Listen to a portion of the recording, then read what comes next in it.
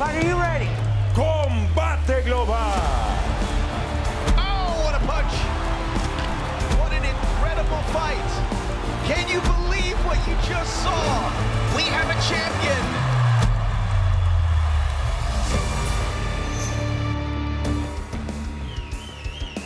There's the skyline of Miami, Florida, where fall feels like summer. That's right, it stays hot out here in South Florida, and it stays hot here inside Univision Studios as we get ready to kick it off. Combate Global, everyone tonight, young, hungry, determined. Well, guess what?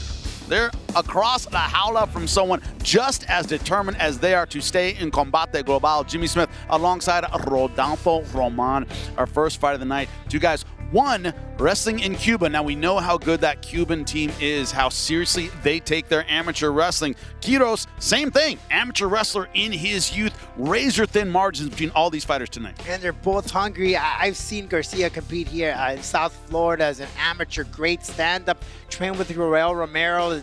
In fact, he even told them that he... Cuban wrestling? Something like that? Perhaps. If not, Google it. You know what we're talking about. But expect a very exciting fight between these two. Very hungry. And as we've mentioned earlier in the pre-show, this is your shot to show what you're all about. Let it roll. Who controls the nerves? Who follows the game plan? We're about to find out. Beatrice Callis, get us started here on Combate Global.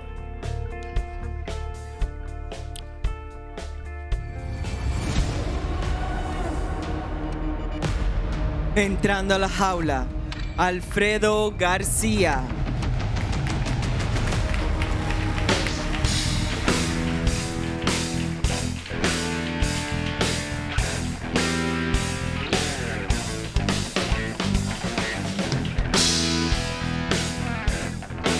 There's Alfredo Garcia, Cuban flag on his right shoulder, American flag on his left.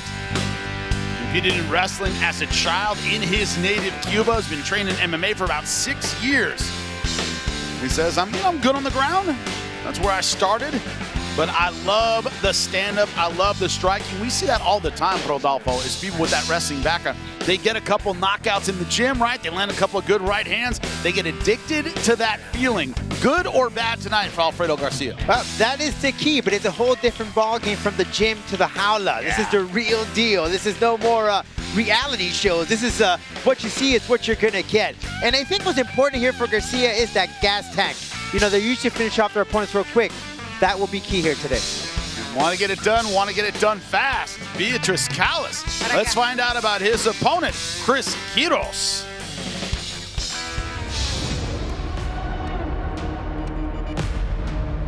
Su oponente, Chris Quiroz.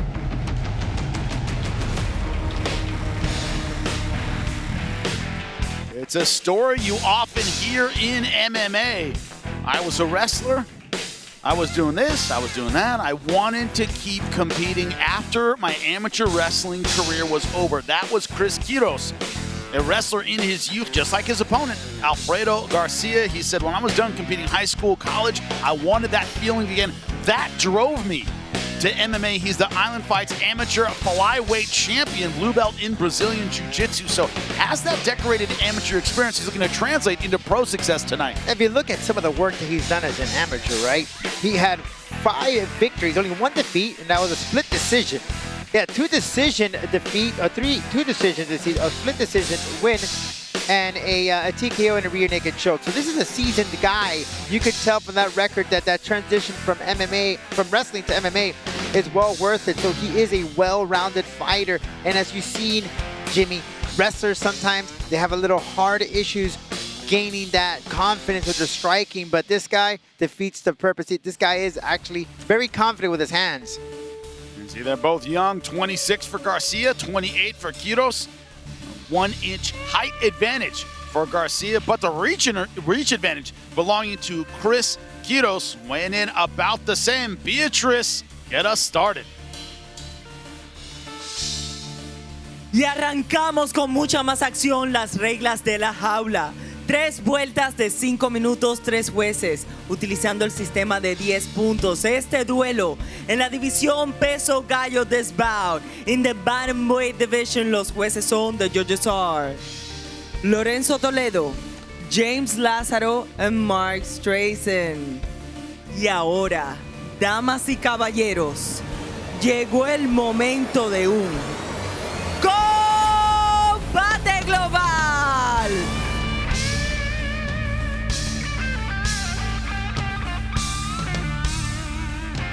En la esquina azul, in the blue corner, wearing blue, vestido de azul, su peso oficial, 135.2 libras, es official weight, 135.2 pounds. Esta noche entra a la jaula a hacer su debut profesional. Tonight, he enters la jaula to make his professional debut. De sangre cubana, repping the 305, Miami, Florida, Alfredo Combate Garcia.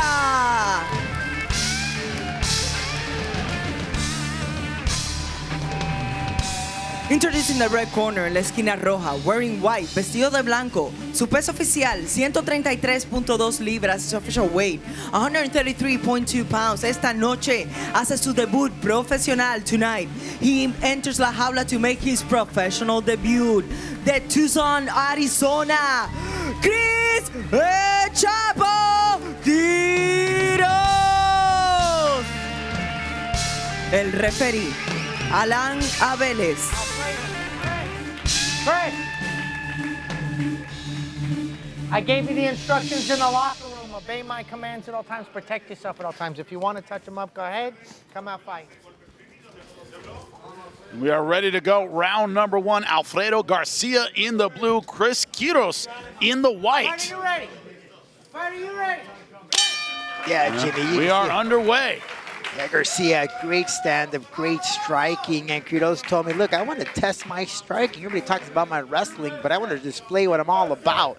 That's going to be a lot of fun to see two of these dudes just trade blows and to see who has the gut right to take it down to the ground. That's where it could get interesting, Jimmy. Hey, it certainly could, but it's the age-old question. Is La Jaula, is the professional ring, the professional cage, the place where you want to test your skills? But you test it in the gym, and you use it in La Jaula. Yeah, it's a whole different ballgame, Jimmy. How many guys have you seen come out of the gym, they're like, oh, yeah, and then Can't wait to test myself out, right? And they find come game day, it's a whole different ballgame. See the Alfredo Garcia, just a little bit taller than Quiroz, but he carries himself a lot taller in his stance than Quiroz. Quiroz, of course, fighting out of Tucson, Arizona. Arizona, great wrestling state. How many great fighters have come out of Arizona? Oh my God, a million. When you talk about, you got fighter development, you got Arizona with the wrestlers, Florida, got great fighters coming out of California. Great centers of MMA. They're all over the country. American Southwest, full of them. Arizona, New Mexico. Good combination with the left hook from Garcia. Oh, good right hand right down the pipe for Quiroz. Quiroz is so confident with his striking, just setting up, stalking his prey. Yeah, not rushing it, to your point, Rodolfo. Very calm, very cool, calm and collective. Loving the feint, how he feints that jab, follows up with that right. Oh, nice kick to the ribs, but good catch from Quiroz. The wrestler now with the body lock, straight to the canvas. Powerful dude. That one hook in, this is exactly where Garcia didn't want to be early in this fight. This could be a very dangerous position for Garcia. 2 minutes into round number one, already hooks in. Quiroz almost has Garcia completely flattened out. Yeah, he has some victories by way of submission. So he's been working very hard on that jiu-jitsu as a wrestler. And Jimmy, when you make that transition to wrestling to jiu-jitsu, I mean, you got the base, right? You got the shooting, you got the grappling. You see Garcia trying to build his way back up. Don't want to get flattened out. That's where Quiroz is going to be most powerful. Flatten him out. Building up a little bit. He's got to move after that. See how he built up, and then Quiroz just flattened him back down again. If you're Garcia, you got to build up and you got to move. And the referee will stop this fight very, very quickly. Yeah, he's in a very dangerous position here, Jimmy. Now he's trying to do a half Nelson almost there. And you see Quiroz now not really now starting to unload a bit. Garcia's got to move, roll, use some funk. He's not answering back, Jimmy. This is about to get stopped. 2 minutes and it's over. Yeah, rightfully so. 2 minutes to go in round number one, and a quick stoppage for Chris Quiroz. in his professional MMA debut. Man, the wrestler from Arizona, once he got dominant position, never let Garcia off the hook. Both hooks in, great hip pressure. And that was all she wrote. Saw that inexperience of Garcia in bad positions, and it cost him. But a great debut from Quiroz. And we will hear from the winner when we come back here at Combate Global. It continues right after this.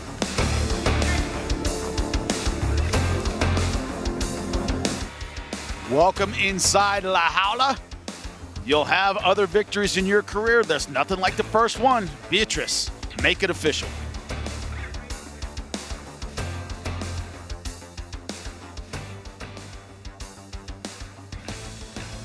El tiempo oficial, 2 minutos y 58 segundos del round número 1, the official time. 2 minutes and 58 seconds of round number 1. And the winner, by technical knockout, el ganador por knockout técnico, Quiroz!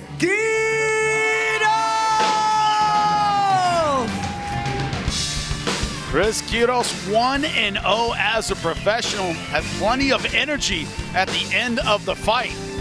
Great job flattening his opponent out and getting the TKO win over Alfredo Garcia. Good right hand. He said he wanted to test out his striking from the outset, and that's exactly what he did.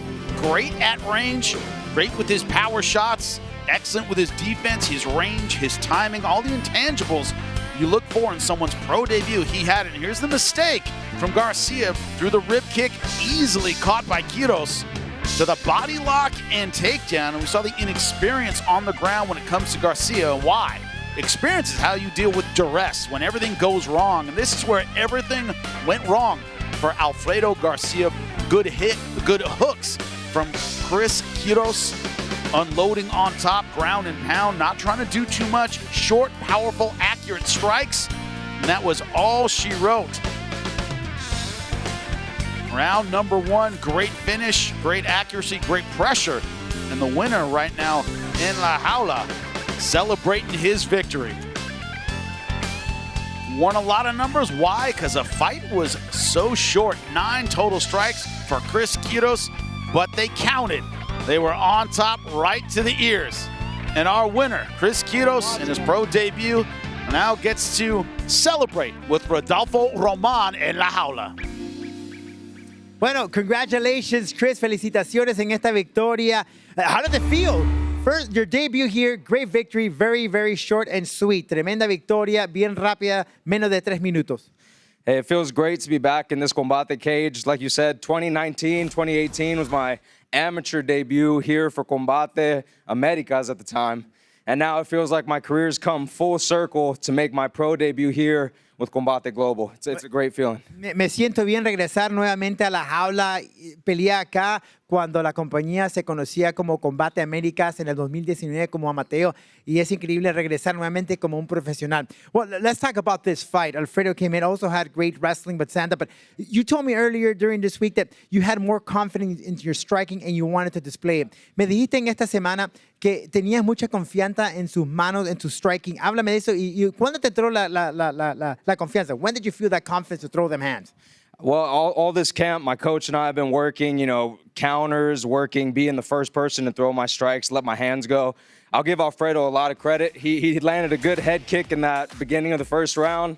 I don't know if you're going to show it or not, but that kind of was like, whoa, it kind of woke me up a little bit. So it made me kind of tighten things up, look for my openings, and ultimately I ended up having to wrestle. Ok, tenía mucha confianza en mis manos, claro, mucho crédito para Alfredo. Me tiró esa patada, como pueden ver en la pantalla, pero la verdad que la confianza estaba ahí. Take me to as we look at the screen. You took down the slam, the wrestling coming into play. Very powerful move. La lucha estaba ahí, mucha poder, y aquí lo acabaste. Y estaba esperando el momento para que se metiera el árbitro. You're just waiting for the moment for the referee to step in, because he was pretty much done at that point. Right, yeah, I mean, my wrestling is my base, and, a lot of people say that you go back to what you know, and I think that's what happened today. But I felt strong in that position. I could hear my coach telling me to stay calm, you're too high, settle in the position. And no offense, but I felt Alfredo kind of breaking down there underneath me. So I figured, hey, why not get out of here, make it an early night. La lucha es mi base y tenía mucha confianza en la lucha. Escuché a mi esquina, mi coach que me estaba diciendo, cálmate, cambia tu postura, pero sigue continuamente. Bueno, how do you feel about how are you going to celebrate this victory going back home? ¿Cómo te sientes esta victoria? ¿Cómo lo vas a celebrar? Well, I have my coach with me here. I have my grandmother, my nana, my girlfriend, Adriana, over there. We're definitely going to go out tonight, celebrate a little bit, and then just get back to work on Monday. Bueno, tengo la familia aquí en el estudio, la familia, la nana y todo el mundo. Estamos listos desde el estudio. Bueno, Chris, thanks so much. We'll see you very soon here in La Jaula. With that being said, we'll get back with mucho más acción inside La Jaula. We'll be back with more action.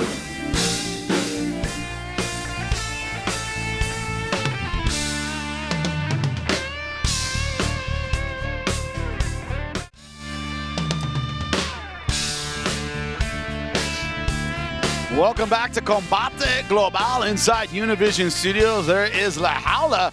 We just saw a quick one in a pro debut. Jimmy Smith alongside Rodolfo Roman. Look, Rodolfo, you've been saying the one that controls the energy, right? Controls the nerves. Going to be successful when it comes to two fighters making their pro debut. Chris Quiroz did that to a T. He could have fought another 4 rounds. I could be back tomorrow. He was jumping around. He said, I'll be back in training Monday. He's ready to go. I think he only gets a little scratch on the right eye, underneath the eye. That's about it. He's ready to rock. Yeah, but that ability to stay calm, that's going to be a theme tonight, Rodolfo. What we're looking at tonight is a bunch of talented fighters, all of them looking to make their name in Combate Global, looking to get that first win in La Jaula, which is behind me. So when you look at that, people who fight like Chris Quiroz, who stick to the game plan, don't use too much energy, don't go crazy for the finish, and this is our main card tonight, they're going to have success. Is that how you feel? That's exactly what they, just follow what they tell you. It's only a time when you really feel it, right, in your gut that you can be creative. But if your corner is telling you to stick to the plan, don't break off it, because sometimes that is when you meet with the real deal and it doesn't work your way. Stick to the game plan and that calm. You know, it's the first time you're here in La Jaula, you got the lights, all that good stuff. So controlling yourself, and most of these guys, all these guys, they've had 5 amateur fights as an MMA or kickboxing. So they've been there, right? So the only difference is you got the lights and the cameras and the fans, right? The loudness from these people. Keep that tranquility and you could go a far, far away, very long way. Well, here's what I'm going to try to do, which is stay neutral in our next fight, despite one of them. Royce Butler, coming from near where I grew up as a kid, San Joaquin Valley of California. He's fighting out of Visalia. I'll try to call it down the middle when we come back here at Combate Global. Don't go anywhere. Welcome back to Combate Global. You can see the lights above La Jaula. That's what every fighter is going to have to deal with tonight.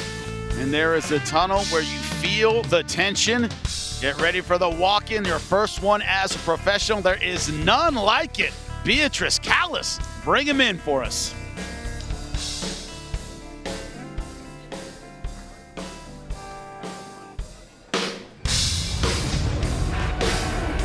Entrando a la jaula, Pablo Ramos.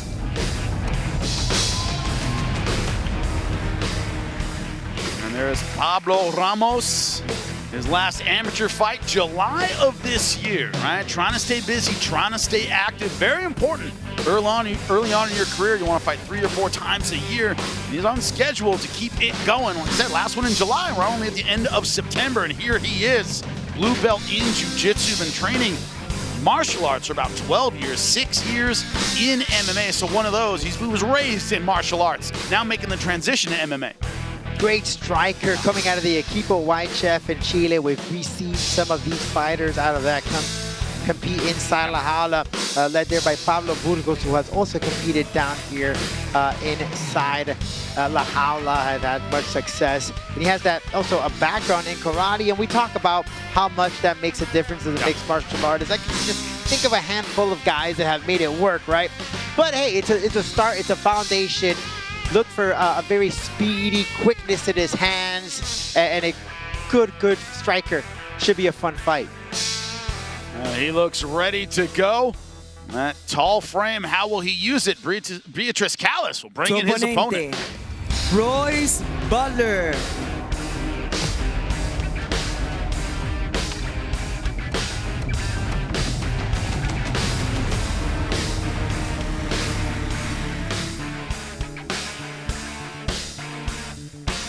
You are seeing Royce Butler. Last fight was in June, right? Summer as well, just like his opponent, where he won by decision. 3 titles as an amateur MMA fighter at 135 pounds, 2 titles at 125, and then the California state title. Camo, the organization out in California, very, very tough, 7-1 as an amateur. So he is battle tested in the amateur ranks.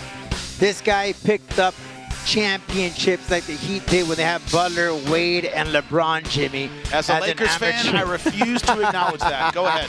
Hey, all right. Some other metaphor. Go ahead. It's been a while since we got a championship, all right? I'm waiting on my Marlins here to pick up a playoff spot. Royce Butler, very talented dude, well-rounded fighter. In California, phenomenal top athlete. They're taking on the best of the best, picking up multiple championships. Great striking. That is his base, is striking. But watch out for those clinches. He's very effective in that clinch work. But very speedy, just like Pablo. And when you put these two together, man, hang on to your seats. One thing about Butler, though, his titles were at 25 and 35. This one in the featherweight division. Welcome back to Combate Global. It is Pablo Ramos on your left from Santiago, Chile. His opponent, Royce Butler, on the right, Visalia, California. And you're wondering who has the karate background? Don't, right? He had a bodybuilder pose going on. Yeah, a little bit of karate, a little bit of karate. Cobra back? Yeah, but also a little bit of karate yeah, pose. I saw that. I saw that. Good stuff. Pablo Ramos, Royce Butler. See the age difference. Butler 6 years older, 5'7" to 5'6", a 3-inch reach advantage for Butler as well. His weight class 125. Both fighters ready to go in their pro debut. Beatrice, get them started. Continuamos con mucha más acción este duelo. En la división peso mosca, we continue with much more action this bout. In the flyweight division, los jueces son the judges are Richard Green Jr., Lorenzo Toledo, and James Lázaro. Y ahora, damas y caballeros, llegó el momento de un combate global.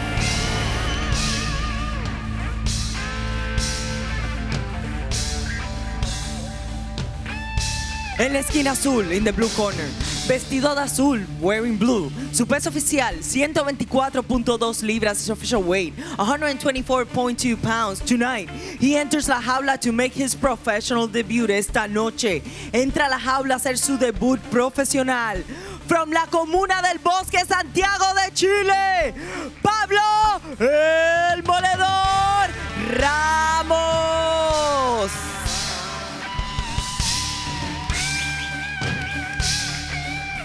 En la esquina roja, in the red corner, wearing black, vestido de negro. Su peso oficial, 125 libras, his official weight, 125 pounds. Tonight, he enters la jaula to make his pro debut esta noche. Entra a la jaula a hacer su debut profesional. The Antelope Valley, California, Royce Too Smooth Butler. El referee, Ramón Ramos.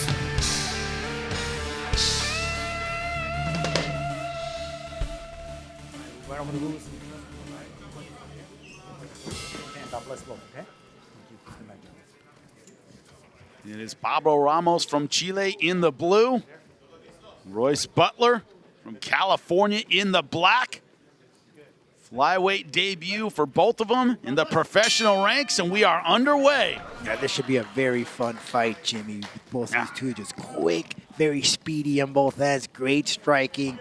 Butler, though, he's had a long resume as an amateur, picked up several titles along the way to make it this far. Very composed, very calm, not moving too much. He likes to switch his stance a lot, throws you off a bit. And both guys claim that striking is their specialty. Pablo Ramos, 5'7", Royce Butler, 5'6". Looks a lot taller in the jaula tonight. He does. Looks like a lot more than a 1-inch. Could be the hair, Jimmy. You and I can have that conversation. Could be the hair. We don't have that convo, Jimmy. It could be also the fact that Ramos likes standing very, very tall. Mixing it up very, very well. Hand to foot, foot to hand. Yeah, Butler very composed, just waiting for the right moment. It seems more like Ramos is the one that's trying to just make it something happen really fast. Yeah. You know, just trying to take it in. Man, quick starter, but also Ooh, great right hand there. Didn't do trying to much. set an impression. He's willing to strike on the outside early. Right hand came in like a 99-mile-per-hour pitch, though, Jimmy. Yeah, Butler taking his time right now. Plenty of great fighters in MMA, slow starters. Feel you out and then attack a little bit later. Yeah, Butler, he'll tend to, as the latter part of the fight goes in, try to get you in the clinch and wear you down. Hard to work that clinch as the shorter fighter. We'll see what he does tonight. Right now, it is Ramos slowly working from the outside, fast with the kicks. And if you're taking on another striker, Jimmy, you know that's a good way to calm down and stop that striking and get him where you want to bring him to your own fight.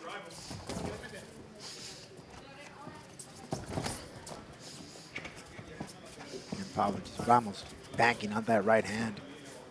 And so far, good awareness from Royce Butler. Able to see the fight coming. Nice counter to the kick. Went low when his opponent went high. Chopped the leg out from under him. Calf kicks, of course, devastating. There's not a lot of protection down there. Those calf kicks have been very popular recently. Am I bringing up bad memories there, Rodolfo? Yeah, bad sparring memories? Yep, that's what I do. Yeah, took me up for some time. Royce Butler, good head movement so far. Hasn't eaten any big shots, but hasn't really found a home for his own offense yet. Ooh. Does have a reach advantage, even though he's the shorter man. Oh, eating up the legs. Gotta check that. Pablo Ramos. Gotta check, you gotta move, you gotta do something. Ramos getting flashy now. Those butterflies and nerves are out the way. Nice right hand. Butler stepping in. Taking on the taller opponent. Want to be in their chest. And there he's going for that right to his bottom. Okay, in the guillotine already. Got caught. Almost. Nope. Good job popping his head out. Those long legs of Ramos. Skinny arms, that means mean guillotine. Walking up high with the guard. Keeping Butler on the defensive. Yeah, but Butler, a good way of spending those shoulders, getting himself out of that position. Now going rubber guard. Leg, yep. Yeah, mission control for Pablo Ramos. See what he can do with it.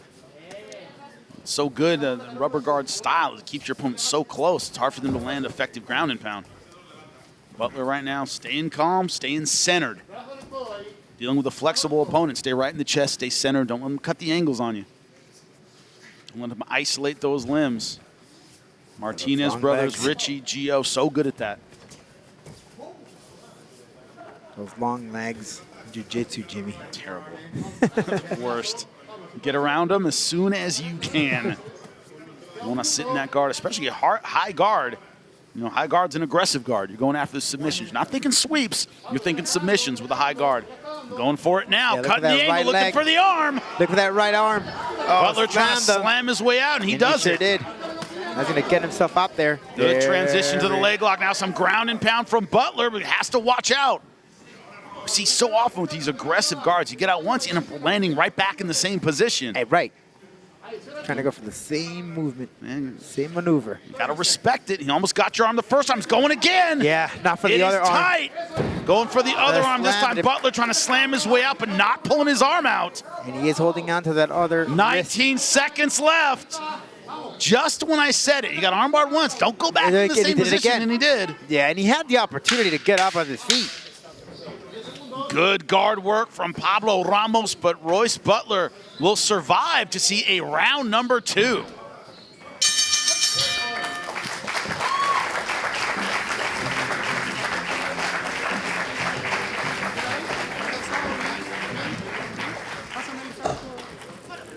Enjuaga la boca primero. Ya, enjuaga la boca. Vamos.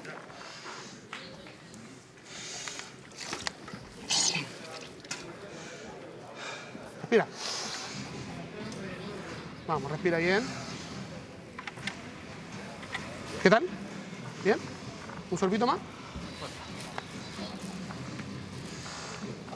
Ya, mira. Tu trabajo está bien. Trabajo de pie. Vamos a boxear un poquito más agresivo en este round. ¿Ok? Vamos a boxear un poco más agresivo. Y si llegamos al suelo tienes que escucharme lo que te estoy diciendo. Cuando estaba yendo la palanca de brazo, te dejaba los pies regalados.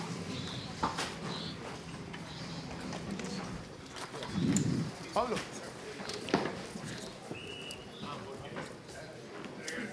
Welcome back to round number 2. Pablo Ramos in the blue from Santiago, Chile. Royce Butler, California in the black. Flyweights making their pro debut. And it was Pablo Ramos aggressive in round number 1 on the feet and on the ground. Yeah, and Jimmy, in between rounds, the corner of Ramos told her, hey, be a little bit more aggressive this time around.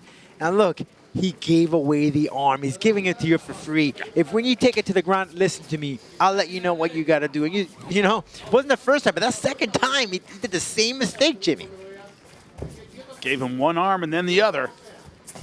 And you're Royce Butler. I mean, that's one thing we haven't discussed a whole lot tonight is, you know, when you're starting your pro career, it's who makes the better adjustments oftentimes wins. And if you're Butler, you got to be more aggressive. Got to be in your opponent's chest. He's been on the outside like this where it's been a field day for the kicks of Pablo Ramos.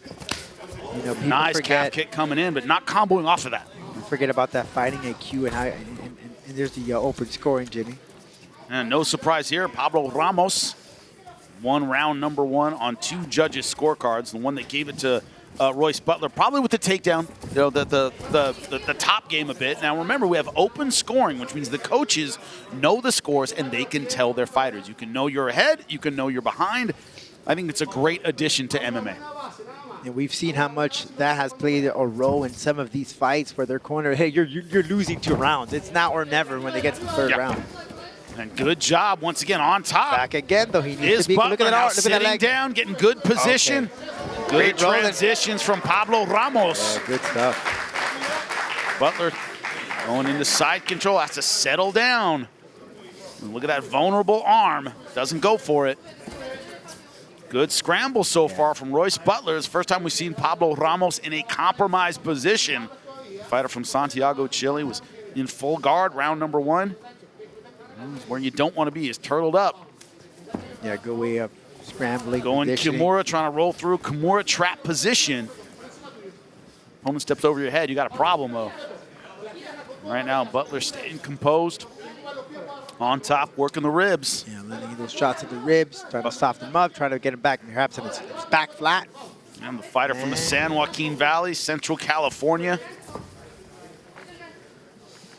And look at that arm there, Jimmy, that left going arm. Kimura, but he's not going to get it without his hips activated. He's got to roll through it, and that is dangerous. Butler needs to pull out that arm as quickly as he can or adjust his position there, more take it to the center. And this position a lot of guys use nowadays, Kimura trap position. Davi Ramos, great grappler, great fighter. He loves this Kimura trap position, but it comes with its risks. You got to know what you're doing. And nice roll through for the leg lock. Butler bringing the leg back down, kicking out, defending very well, but Ramos tenacious, deciding to give it up, going to his back. Those drop kicks, Jimmy, he has those long legs. Good way of Butler centering himself in the middle of the howler. Butler letting Ramos back to his feet. I found that a little bit surprising. Most success he's had so far in this fight has been on top.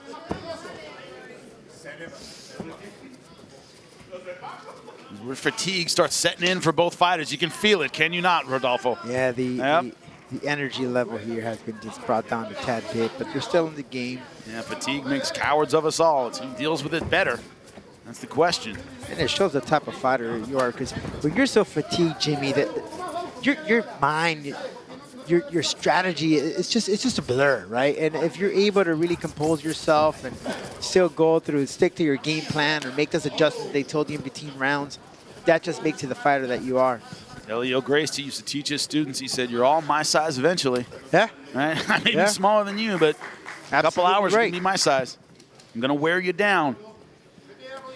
Royce Butler now using that clinch game you talked about earlier in this fight. You said he's got a great clinch game. If he gets it, starts working it, he can do some damage. Trying to do it now, but hard to do elbow. As the shorter fighter. And that's what he needs. That's the strategy that he should stick to wear down Ramos. We know that he's very effective on the ground.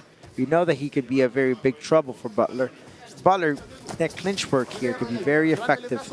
Ramos thinking about the head and arm throw. Very, very dangerous throw in MMA. He's thinking about it. Hands locked over the head and the arm. Dangerous for both opponents. Good counter throw from Royce Butler. That head and arm, Jimmy, could go both ways, right? Yeah, it's it works great or works terribly. Yep. Royce Butler on top.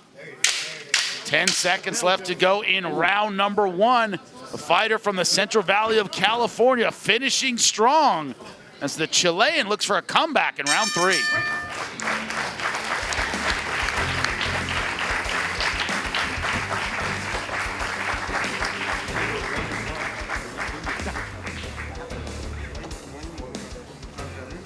Pablo, vamos perdiendo la pelea. Este round tiene que dar vuelta al combate. ¿Ya? O es ahora o es nada. Oye, que no haya miedo en tu cabeza, el miedo de que cometa un error, da lo mismo. Ahora es todo o nada en este round, ¿ok? Así que este round te vaya a soltar y vaya a dominar un poco más. Ya, él no se está metiendo rápido al tackle. While he's coming in, okay?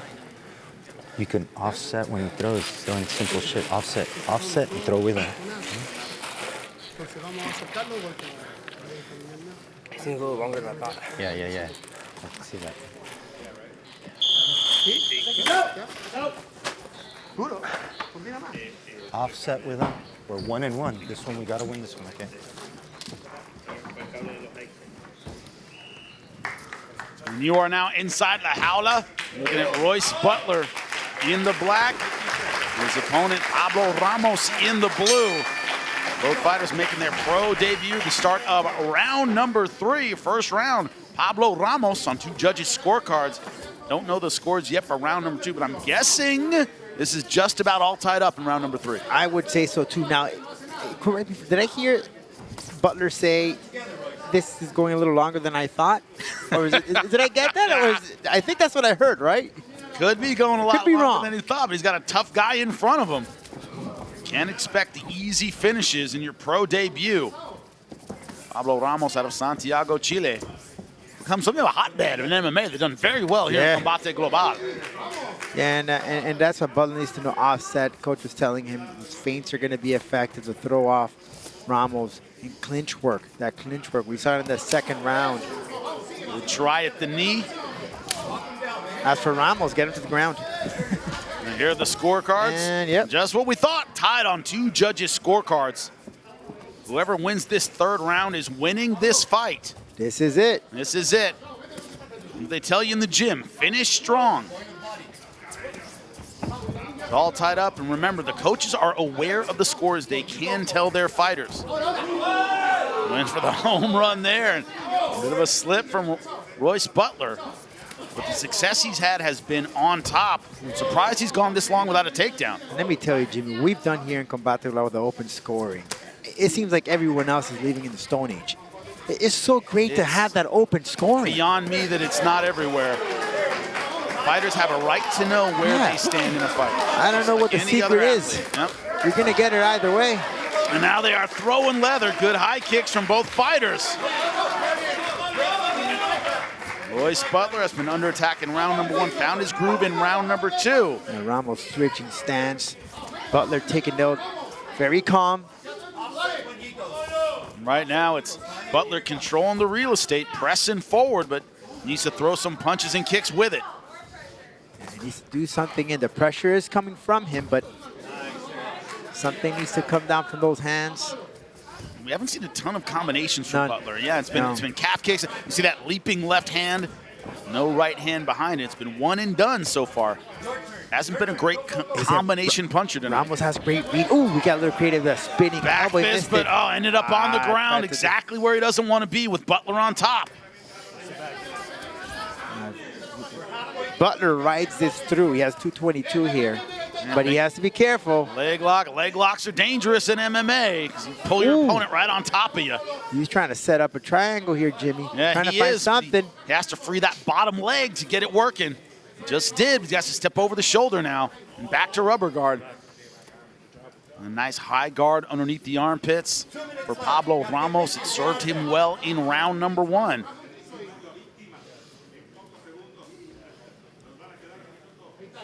Ramos searching and searching. Good way for Butler of escaping, taking the fight to the feet.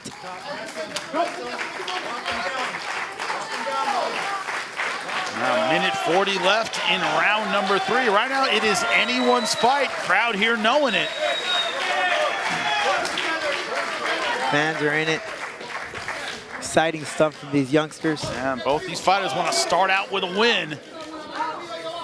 It was Ramos aggressive early in round number 1, but as the pace has slowed, it has favored Royce Butler. Yeah, Butler here, he's in control. It seems like he's taking the wheel, directing the fight where it wants to go, slowing. He's setting the pace, right? Yeah, and in Ramos' style, so much about range, right? Yep. So much about having an opponent exactly where you want him. And it seems like without that range, he's having a little trouble finding the target. His punches have been a little bit short. Butler, good job turning over that right hand. That left hand, a good counter from Ramos. Neither fighter giving up. In the final minute of this fight. That's Ramos. Those calf kicks were working very well for him in that burst. I haven't seen much of it. Once again, he went for Another it. spinning back fist, and once again on the ground. Nobody there. Ooh. Oh, Butler, a little showboating there. Didn't work out. And also letting his opponent up. Right. He's had so much success on the ground. I don't understand that strategy. This is where he wants to be. Thinking heel hook. Heel hook. Hard to get standing up, however. Got to get your opponent off balance to make it work. And really close to La Jaula, too. It's going to be hard to roll through that. And looks like we're going to see a final bell. Going hard for the heel hook. Can he get it with seconds left? He's saved by the bell. The answer is no. Both these guys thrilled, showing respect in their pro debuts. But only one of them can walk out a winner. Who will it be? Beatrice Callis will let us know. These two warriors showing each other respect. Who will get the win? We will find out here at Combate Global right after this. Stay with us.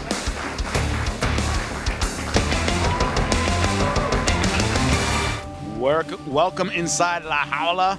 We are awaiting a very tense decision of a very close fight between two pro debuters, Beatrice Callis, and the suspense. After 3 rounds of much more action, this is the final decision. Después de 3 vueltas de mucha más acción, esta es la decisión oficial. El juez Richard Green Jr. anota 29-28 a favor de Butler. 29-28 in favor of Butler. Lorenzo Toledo anota 30-27, 30-27, and James Lázaro 29-28, 29-28. All in favor of the winner by way of unanimous decision. Todos a favor del ganador por decisión unánime. Royce Butler!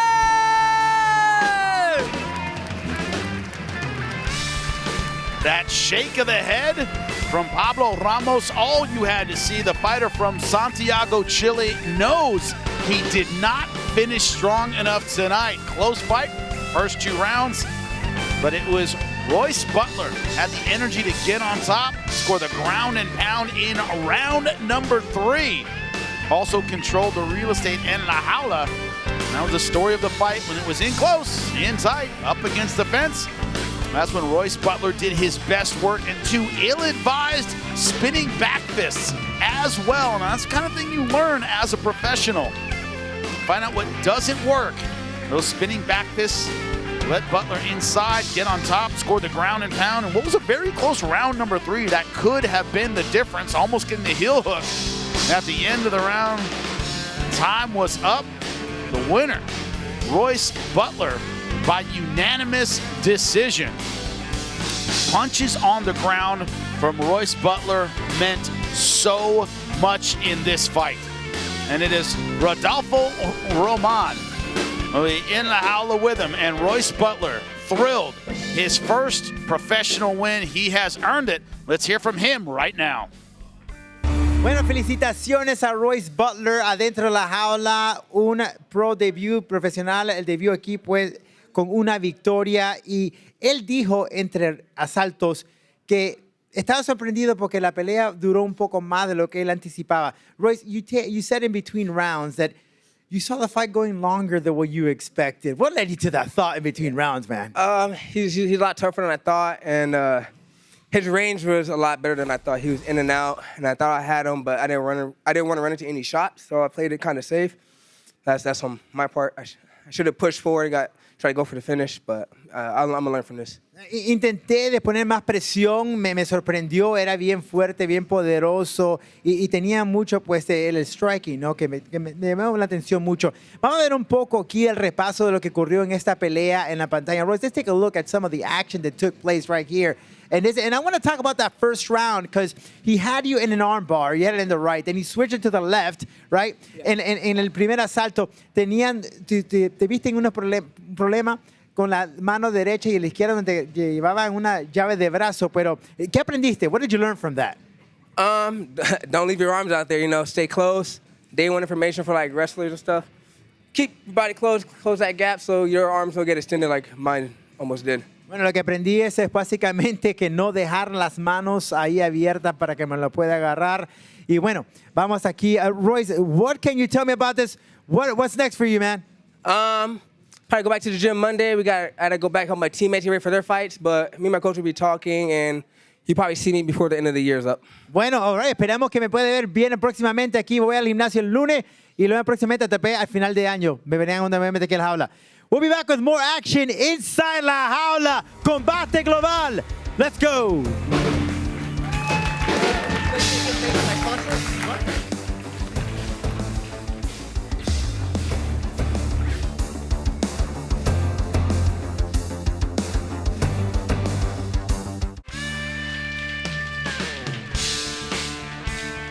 Welcome back to Combate Global. That is the eye of the tiger. You are seeing the ladies about to kick it off for us. Beatriz Callas, get us going.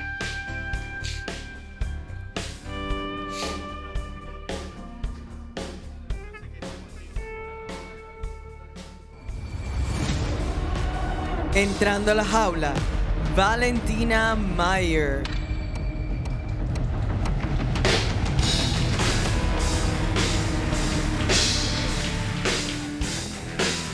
And there she is, Valentina Meyer. Talk about her strengths. They are on the feet. Excellent kickboxer, 9-1. No surprise, big fan of Weili Zhang. He says her striking is key. Athletic track and field athlete who then transitioned later in MMA. You see that every now and then in combat sports.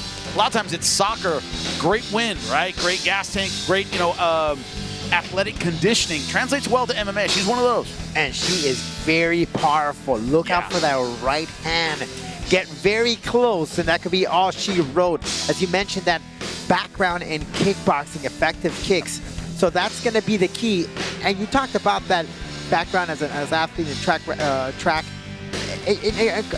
Compared to soccer, so she has that explosiveness, and just bam, right there, which is to be very effective, especially if you're fighting a girl like Nikol.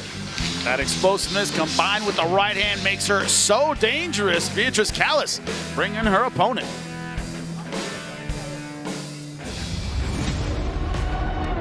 Su oponente, Nikol Aguirre.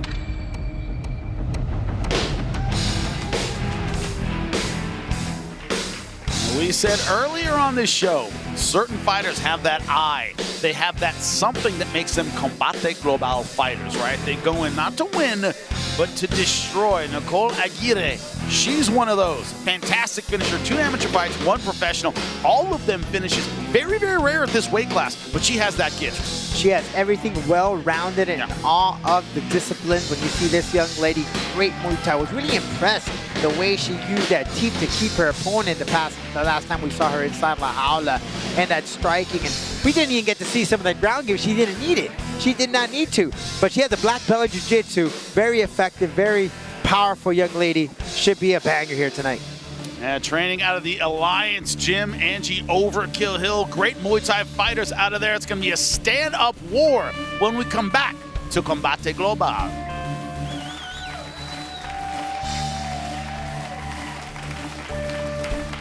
Welcome back to Combate Global. On your left, Valentina Meyer.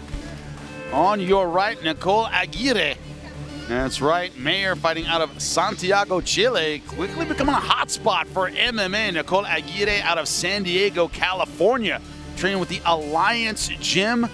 Maybe you've heard of Dominic Cruz. I don't know. Angie Overkill Hill. Great fighters coming out of that camp. Jimmy Smith alongside Rodolfo Roman. What we're looking for here, we know about the well-rounded skills of Nikol Aguirre. It's her ability to finish and her ability to dominate on the feet that might make this fight a striker's delight. What do you think? It's going to be a fun fight, but look like that Muay Thai, that teep. But I'm really curious to see, because she's a well-rounded fighter, to see what she's all about on the ground. I'm going to see it, you know, as you evolve, as you start moving up, more opponents, you're able to bring out those tools that you weren't able to use in that first time around.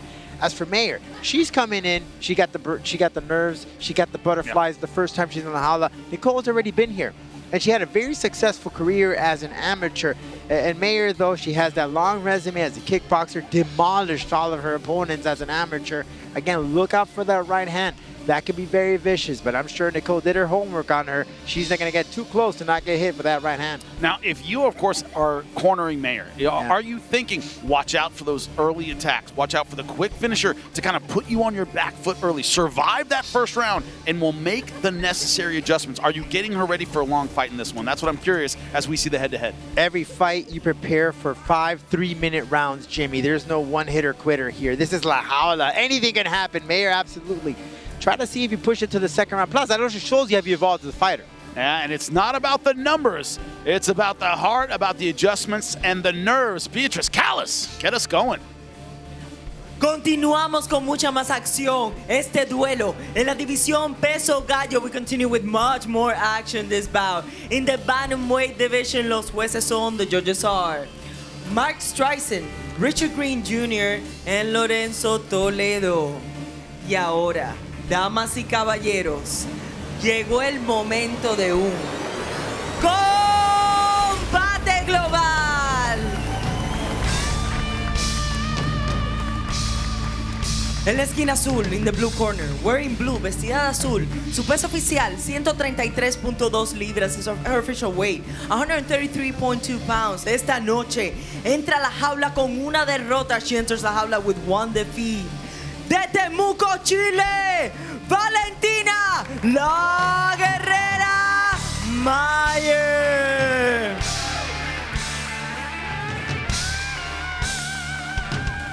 Introducing the red corner, la esquina roja, wearing green, vestida de verde. Su peso oficial, 136 libras, her official weight, 136 pounds tonight. She entered la jaula undefeated as a pro with one victory esta noche. Entra la jaula invicta como profesional con una victoria.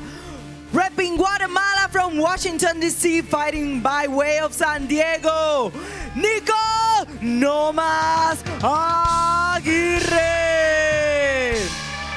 El referee, Alan Abeles.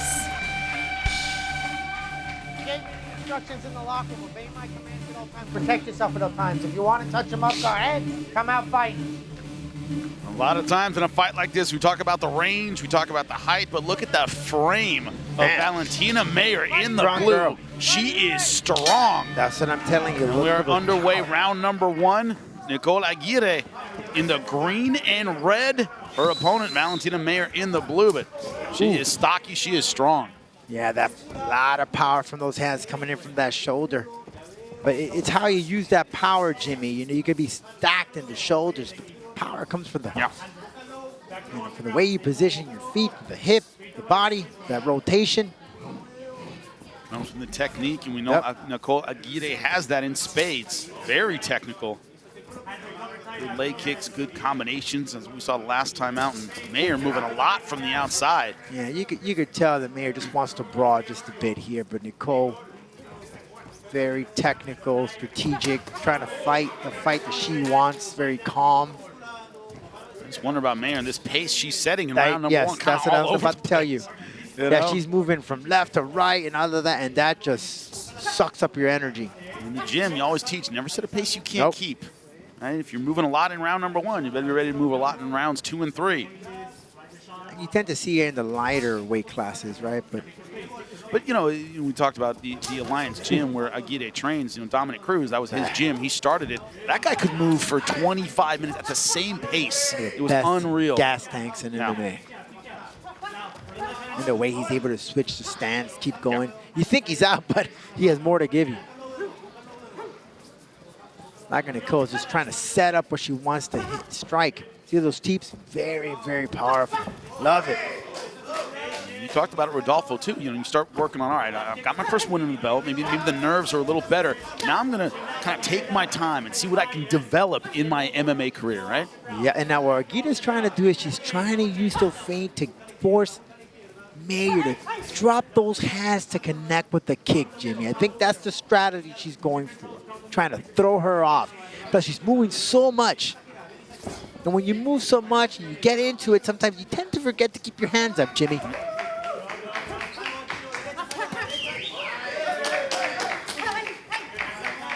Good job countering so far her shorter opponent. Man, the damage has been done. Look at Meyer's face already, Jimmy. Already starting to redden up. We're at the halfway point of round number 1. A couple of dents already. Oh, shot to the groin. She's ready to ride. Ready to keep going.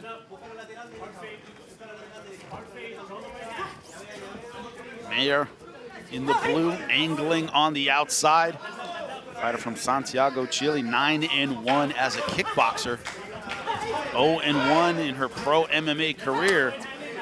Nikol Aguirre picking her apart from the outside, now getting aggressive. Yeah, she can't get in that broad. That's where you lose all the energy, and Nikol knows it. And Aguirre now wisely moving out of punching range. I think she respects that right hand of Meyer. That's the deadly weapon that she has. Man, the maturity in only her second pro fight. Oh, yeah, impressive, man, just impressive. Acting like it's a sparring session.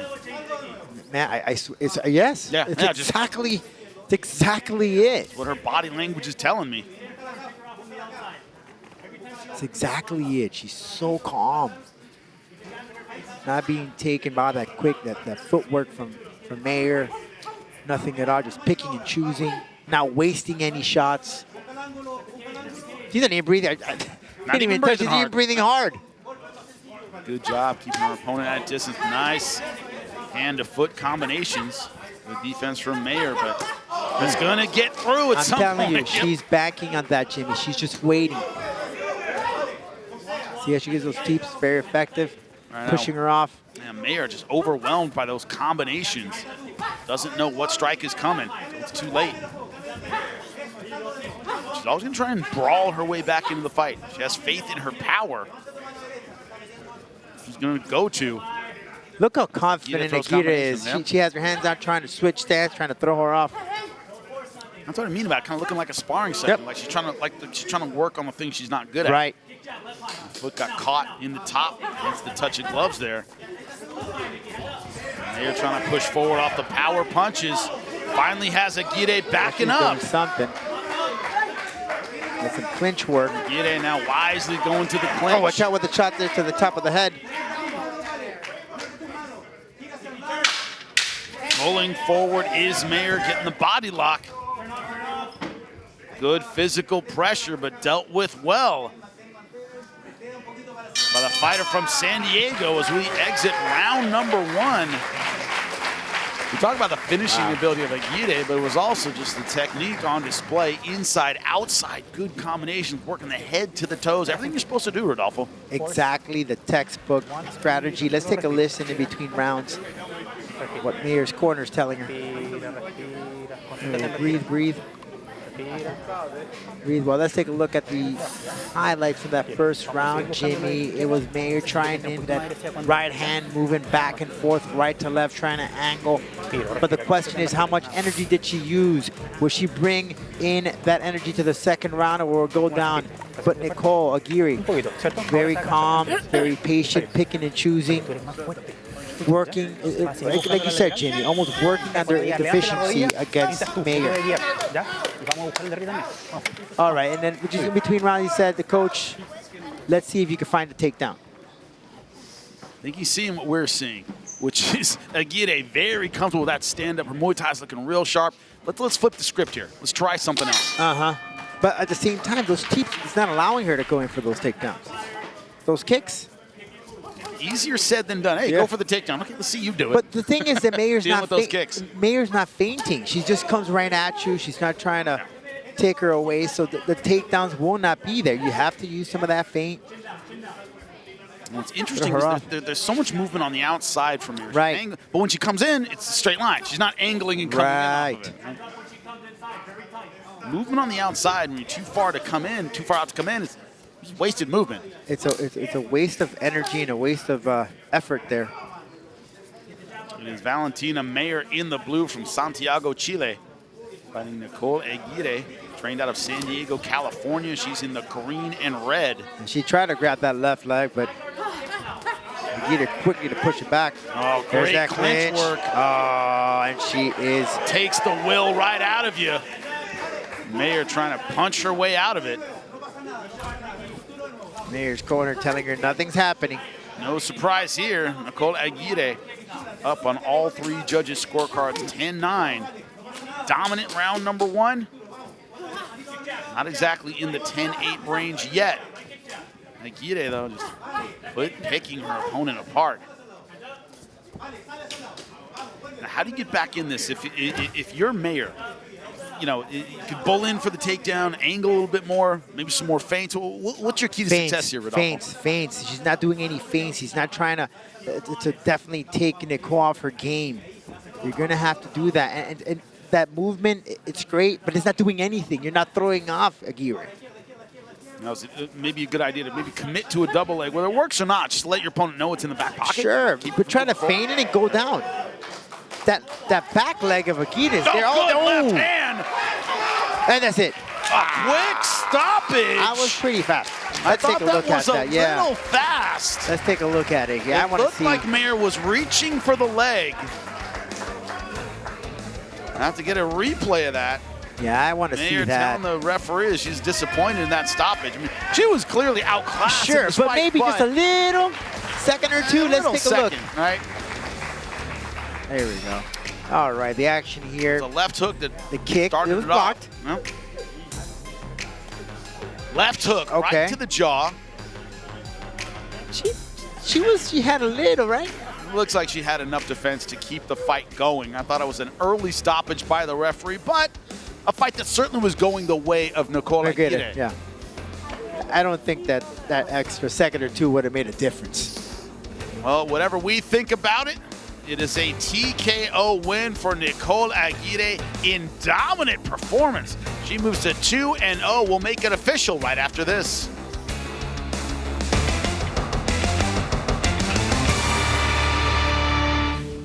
It was dominance from the outset for Nikol Aguirre. Great kickboxing, but it was a great left hook that led to the end. Beatriz Callis will make it official. El tiempo oficial, 1 minuto y 58 segundos del round número 2, the official time. 1 minute and 58 seconds of round number 2. And the winner, by technical knockout, la ganadora, por knockout técnico, Nikol Aguirre! Nikol Aguirre 2-0, and from what I saw tonight, Rodolfo, sky's the limit for this young lady. Wow, very precise. What was really captivating me from this young lady is the way that she made that fight look so smooth. Didn't show any nerves, nothing at all. Came to fight, picked and choose. You're right. Just like you said, it made it look like a sparring match. But that's just nothing to take away from Meyer. It's just that's how good Aguirre is. And look at her here, textbook technique right here, picking and choosing where she wants to strike. She knew exactly where to hit. Of course, Meyer trying to play that footwork from the left to the right, but just wasn't effective at all. The teeps were on point. The kicks. I was really thinking that kick was going to be the key. We're going to add another highlight reel to the bank already that we have, but it was not it. It was the shots. Left hook ain't a bad highlight either. No, it's not. It's not. Great clinch work from Aguirre. Try to go for the stiff punch. There is a call there. Was it an early stoppage? Well, the point is I don't think we were going to see much from Meyer from this position. She was rightfully just pretty much out the way. Nikol Aguirre picking up another stoppage victory inside La Jaula. And like you said, Jimmy, the sky is the limit for this young lady.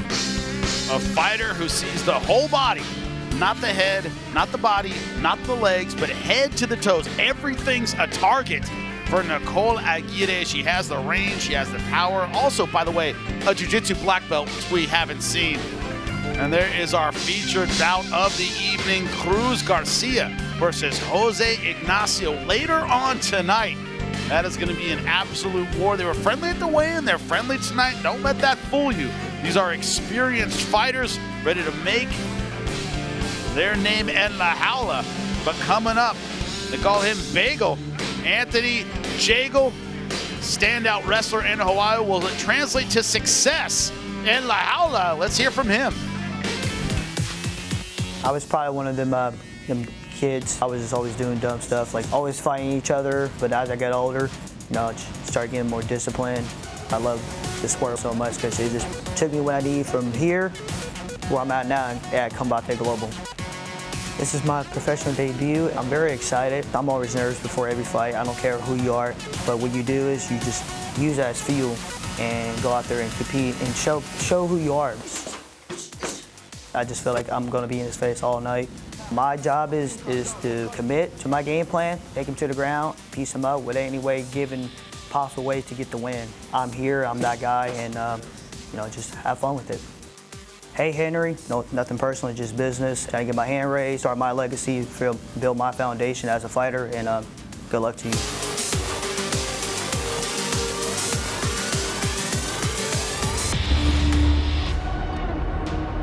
Entrando a la jaula, Anthony Jegel.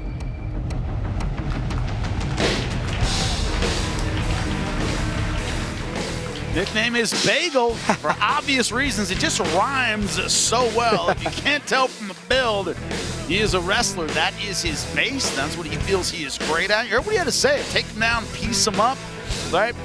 Ohio State placer. Ohio, of course, having a fantastic history of wrestling. Shout out to David Taylor, world champion, 4-time Ohio State champion. A number of great wrestlers out of Ohio. I could fill a small encyclopedia, right? That was his training ground. That's what made him great. And that's what he says carried him through the amateurs where he is undefeated. A fan of Demetrius Johnson, Volkanovski, George St. Pierre, the technicians who use their top game. And that is the strong base of the DJ, as you mentioned, for that wrestling skill. And this guy picked up a couple of championships as an amateur. Powerful ground and pound, man. So if he gets you down to the ground, positions well his weight so he can lay you really close to La Jaula or the cage where he fought previously and just lay the ground and pound. That's going to be the strategy here.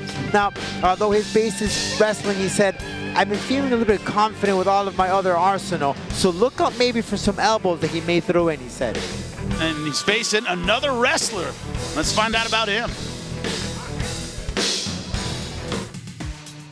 I fell in love with this sport through all the years of hard work, sacrifice, everything, blood, sweat, tears. You know, I love it because it means so much to me. I've been doing it for such a long time, and we got to reach the top.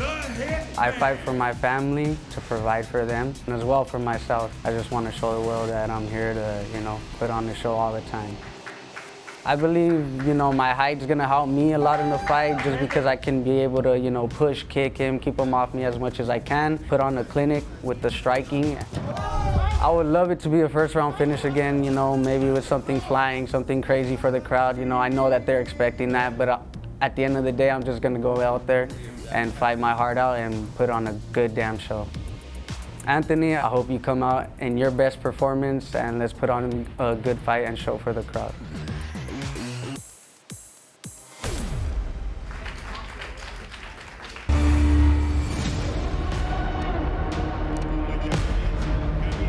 Henry Beltran.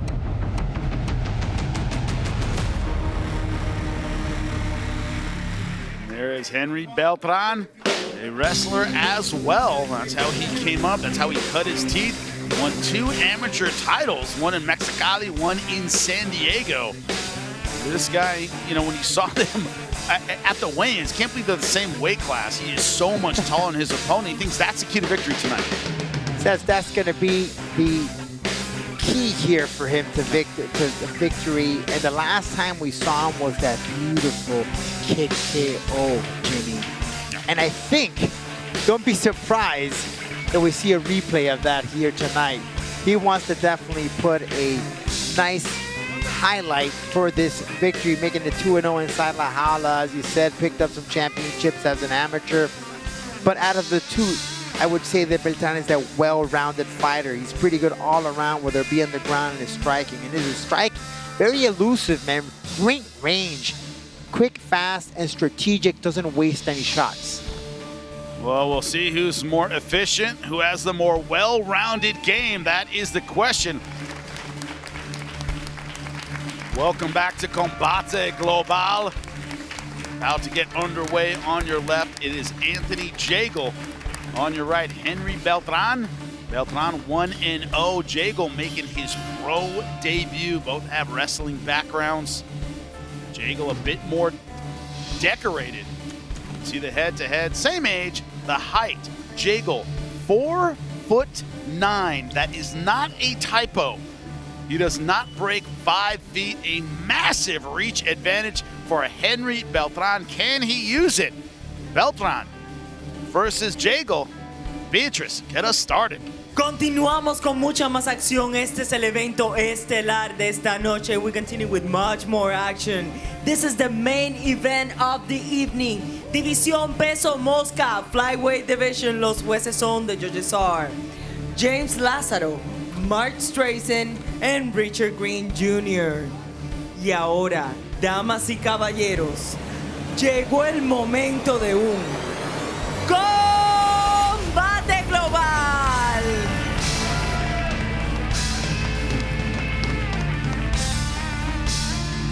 In the blue corner, en la esquina azul, wearing white, vestido de blanco, su peso oficial 123.8 libras, his official weight 123.8 pounds. Tonight, he enters la jaula to make his professional debut. Esta noche hace su debut profesional. From Middletown, Ohio, Anthony "The Bagel" Jegel.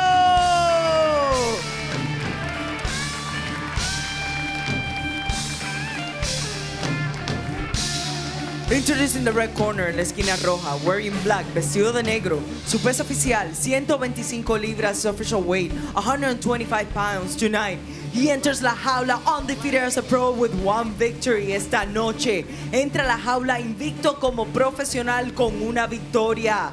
From El Centro, California, Henry "The Hitman" Beltran. El referee, Ramón Ramos. Henry.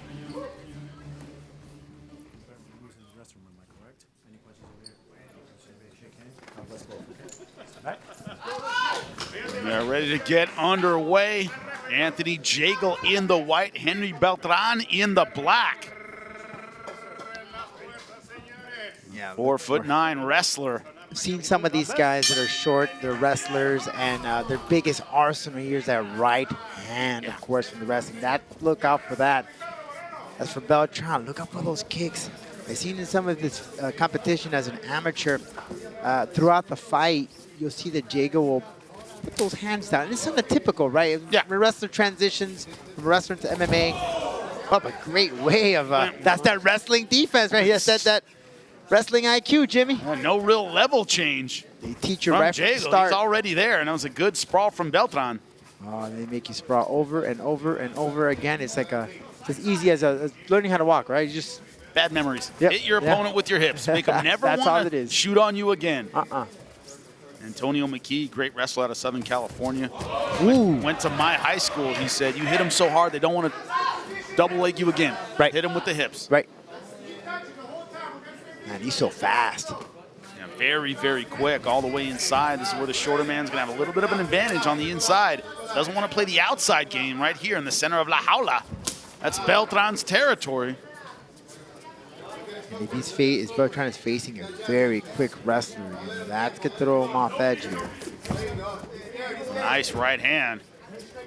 He talked about flashiness. You heard it. He said, oh, maybe I do something cool. Oh! Talk about flashiness. Wow.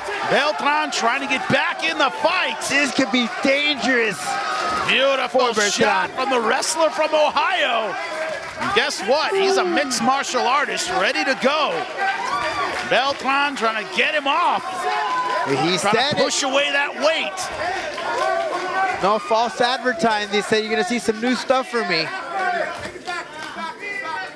Here is corner say, take his back, take his back. There's there one hook in.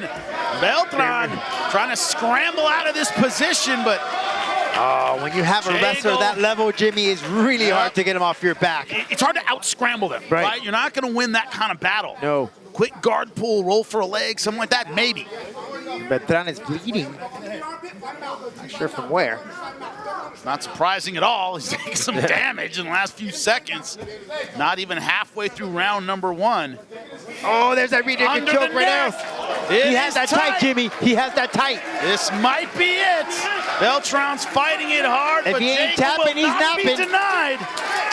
And that's it. Wow. What a performance from Anthony Jegel.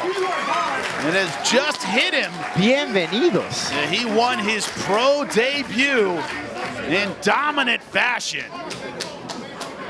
Talked about the striking of Beltran. There was a beautiful shot from Anthony Jegel that turned this one around. The young man overcome with emotion. In La Jaula, he earned it. Wow. A lot of confidence in his hands. Rapid. That young man deserves, very emotional. But boy, did he deserve that victory the way he did it right here, just wrapping his legs around, using that jaula also the position, right in the right place to land in their rear naked choke. And once he sunk in that left arm, he knew he had this one on for a victory. There's the tap. You saw it with the left hand. Emotions hitting Anthony Jegel. All the work he went through to get here pays off. The first round submission. We will make it official when we come back. Anthony Jegel picking up his first pro victory.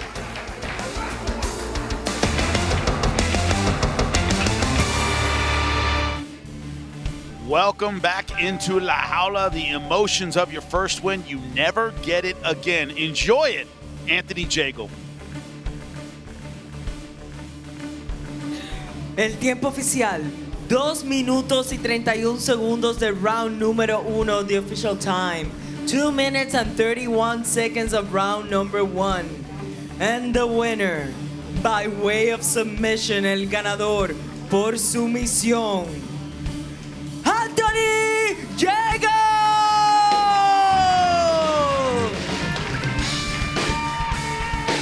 New record 1-0, officially undefeated in his professional career.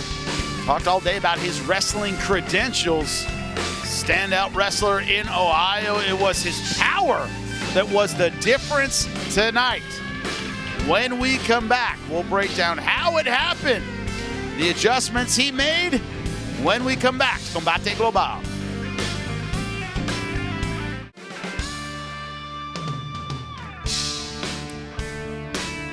Welcome back inside Univision Studios. It has been a night of incredible action, which has come to be the norm here at Combate Global. Jimmy Smith alongside Rodolfo Roman. What we just saw, of course, Anthony Jegel finishing Henry Beltran seconds into round number 1. Now, what I'm wondering about is how much of a theme this is going to be, how much theme it would be tonight, because you look on paper and you go, wrestler, going to use the takedown, going to use his ground game. He said in the interview, take him down, piece him up. That's what I'm going to do.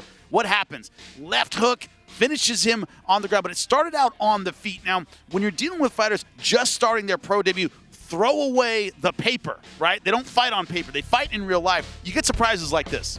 Wow, it's just effective from this young man, Jegel, coming in. He's so fast, so quick. Look at that.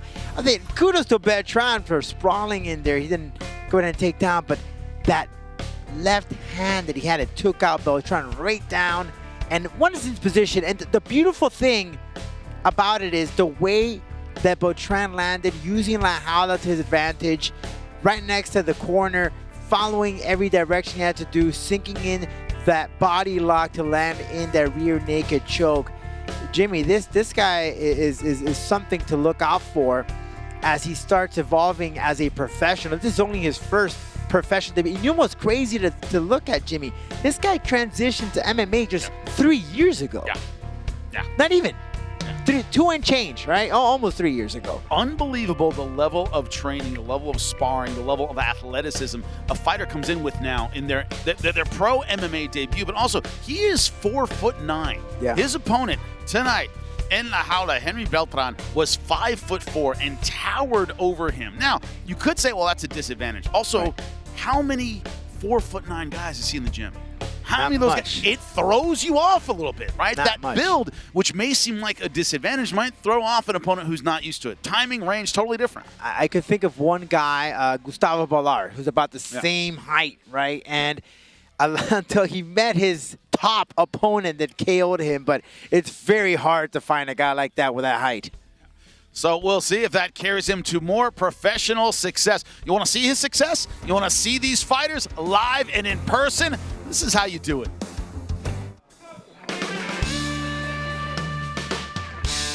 Welcome back to Combate Global. When you talk about a pro debut, you got to talk about the amateur background. Doesn't get a whole lot better than Cruz Garcia. Fíjate que siempre fui muy peleonero, ¿sabes? Me fui calmando cuando conocí el deporte. Empecé con karate, pero duré muy poco. Luego vi videos de MMA, me gustó mucho, me metí. A los 14, 15 tuve mi primera competencia y en México hemos ganado todo. Grappling, boxeo, kickboxing, MMA. Mi hermana también pelea. Mi hermana hace poquito quedó bronce en el mundial y mi mamá llorando, o sea, no podía ver la pelea. A mí nunca me ha visto pelear.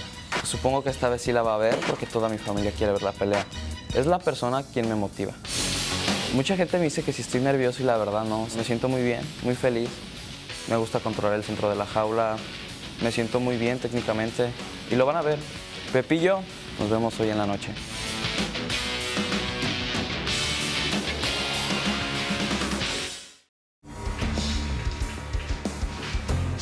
This is where you start feeling the nerves. In the tunnel, waiting for the walk. How does Jose Ignacio Brutus Gomez control him? Let's hear from him. Fui a un gimnasio allá en Costa Rica, en donde empecé con boxeo. Tenía un profesor, él fue el que me empezó a decir que llegara a las clases de MMA y empecé a hacer casi que todo al mismo tiempo. Prácticamente así empezó como ese camino. Siempre quise tener como la confianza de poder enfrentarme a alguien más en esta situación y es algo que siempre me ha llamado la atención. Me encanta el hecho de que es una guerra principalmente psicológica. Siempre me va a dar como un hecho, otro nivel y eso es lo que más me gusta. Bueno, este va a ser mi debut profesional, me siento listo. Nosotros pensamos que el trabajo es la base de la confianza y el trabajo está ahí. Espero que te hayas preparado bien, nos vemos en la jaula, ahí es donde yo hablo.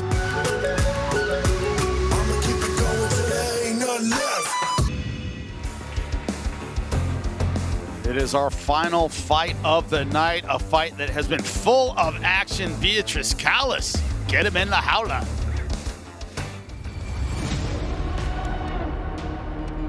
Entrando a la jaula, Cruz Garcia.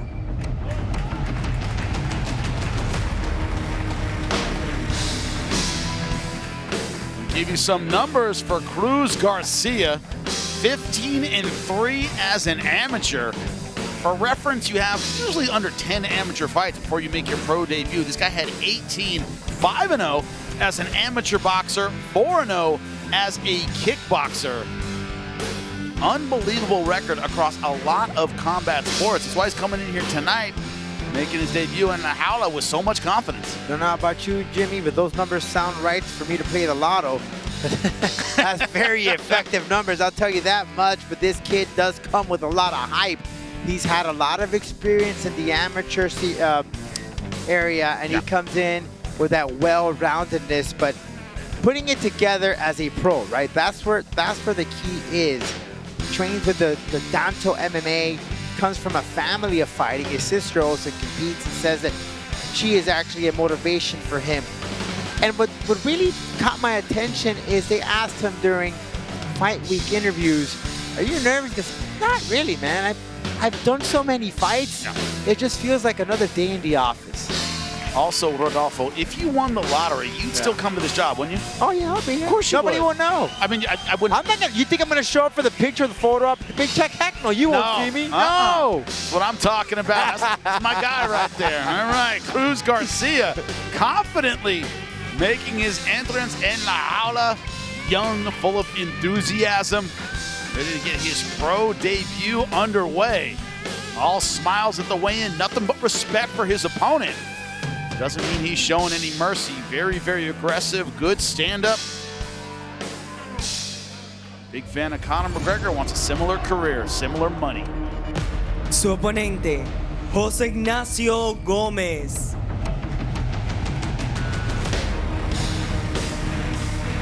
Jose Ignacio Gomez, fighting out of San Jose, Costa Rica.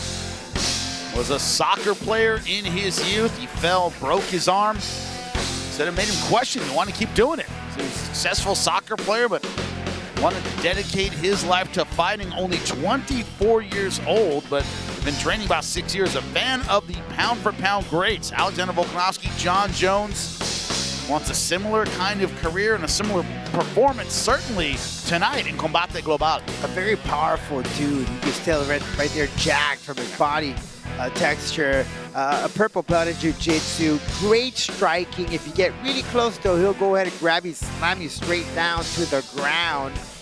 Trains with the athletic advance with the likes of Jorge Calvo, a man who has made a name for himself outside of Costa Rica, who's won some championships, including here overseas. And I have to tell you, with a training guy like that has made a name for himself in Costa Rica and MMA, you're definitely coming in here well prepared for your debut in La Jaula. And both gentlemen looking very, very relaxed.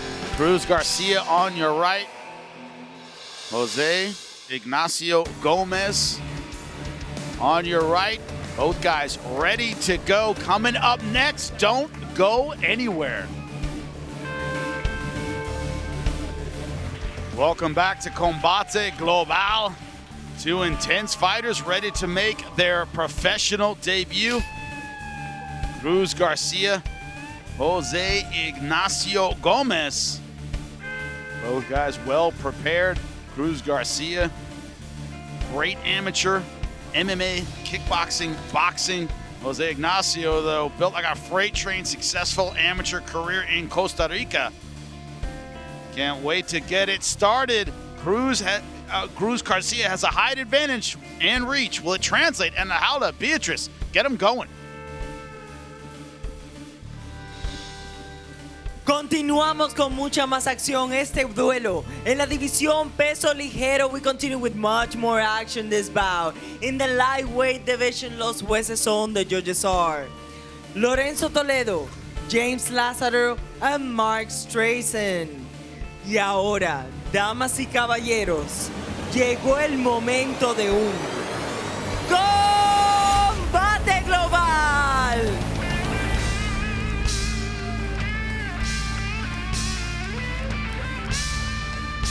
En la esquina azul, in the blue corner, wearing white, vestido de blanco, su peso oficial, 158.2 libras, his official weight, 158.2 pounds. Esta noche entra a la jaula a hacer su debut profesional. Tonight, he enters la jaula to make his professional debut.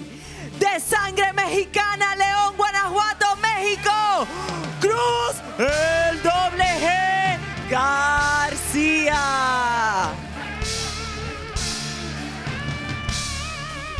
Introducing the red corner en la esquina roja, wearing red, vestido de rojo, su peso oficial, 155 libras, official weight, 155 pounds. Tonight, he enters la jaula to make his professional debut. Esta noche hace su debut profesional.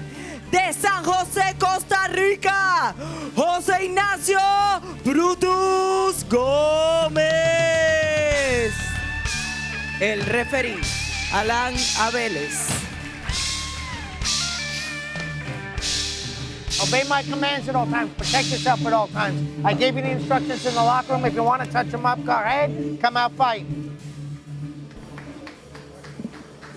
It is Cruz Garcia in the white trunks versus Jose Ignacio Gomez in the red. We begin round number 1. Who's the taller fighter? Yep. Gomez already starting with that strike. Ooh, has a powerful right hand, Jimmy. Gomez leaning into the right hand. Yeah, Gomez is a tank. Trying to negate that reach advantage. How do you do that? You get inside and you get out short, powerful punches. But Garcia does have that experience, so many bouts in combat sports. Prepares Good left hand. Garcia certainly not, Gomez, I'm sorry, certainly not fighting intimidated. Not whatsoever. Garcia, 15-3 as an amateur in MMA, 5-0 as an amateur boxer. Kind of with that left. Oh, another good left hand. Oh, Gomez may be in trouble, Garcia Jimmy. looking to end this one early, but he is firing back. Ooh. Gomez showing that he still has power. Now these boys are feeling it. I don't see this one going much longer. I think he lost his footing there, Jimmy. Garcia right now all over Jose Ignacio Gomez, forced to work from guard. Now Garcia calling him out. Yeah, a little bit of trickery there, saying, hey, get up, and doesn't let him up. All right, Gomez might definitely be in trouble here. It'll be really hard from this position. He's feeling that pressure. Alan Labelas might step in, Jimmy. No, the referee told him to watch the back of the head. He's asking him to defend himself intelligently. If not, he'll call it. And Gomez trying to roll forward. You see every time he does, Garcia able to stop that momentum. Garcia knows he has his prey where he wants him. Now maybe even going for a rear naked choke. Trying to take the back here. No hooks in yet. None whatsoever. Yeah, but they are not necessary. You get the choke. Hooks don't matter. Trying to wrap that one hook, and right now Gomez has to turn to his left hard. So far, it doesn't look like he has the knowledge to do that. So far, overwhelmed by Cruz Garcia. Every bit the prospect that we thought he was. Yeah, Gomez can't show. Also looking to set up maybe an arm triangle if he can get him flat. Yeah, like Cruz setting up, lose the wrist. Not even halfway through round number 1. Now he has body the body triangle. lock, there he has it. Gomez in a ton of trouble trying to survive against La Jaula. If there's any good news, it might be that this time on the ground has allowed him to clear his head a little bit because he was rocked by those strikes. Garcia very charismatic in there. He seems to be all the knowing that he has this bout in his pocket. Talking like he's got it locked up. Yeah. Gomez now trying to defend the choke. The fighter in the red from San Jose, Costa Rica. The Mexican right now has his back, body triangle in, hunting for the rear naked choke. 2 minutes left to go, which is a ton of time in round number 1. Gomez was looking at that clock to see how much time he has left, to see if he can survive to go to the second. Yeah, but if you're Gomez, though, you don't want to roll to your stomach. No. The worst thing you could do is get flattened out. Like, you can defend okay in this position. Sucks, you're probably going to lose the round, but sure, you go belly down, this is over. Question is, does he have the knowledge on the ground to be able to do that? Fighting the body triangle is not a cakewalk under the best of circumstances. Oh, did a rookie mistake, reach for his legs. His opponent now transitioning to the mount. Can Gomez get his guard back? He does. But that open guard is just allowing, Garcia to posture up and land punches whenever he wants. Go in guard, go tight, go close, keep your opponent close to you. For Gomez, this right now is just a matter of weighing in, making it to the second round. This round so far been a wipeout for Cruz Garcia. Jose Ignacio Gomez, his pro debut, finds himself exactly where he doesn't want to be, which is behind early.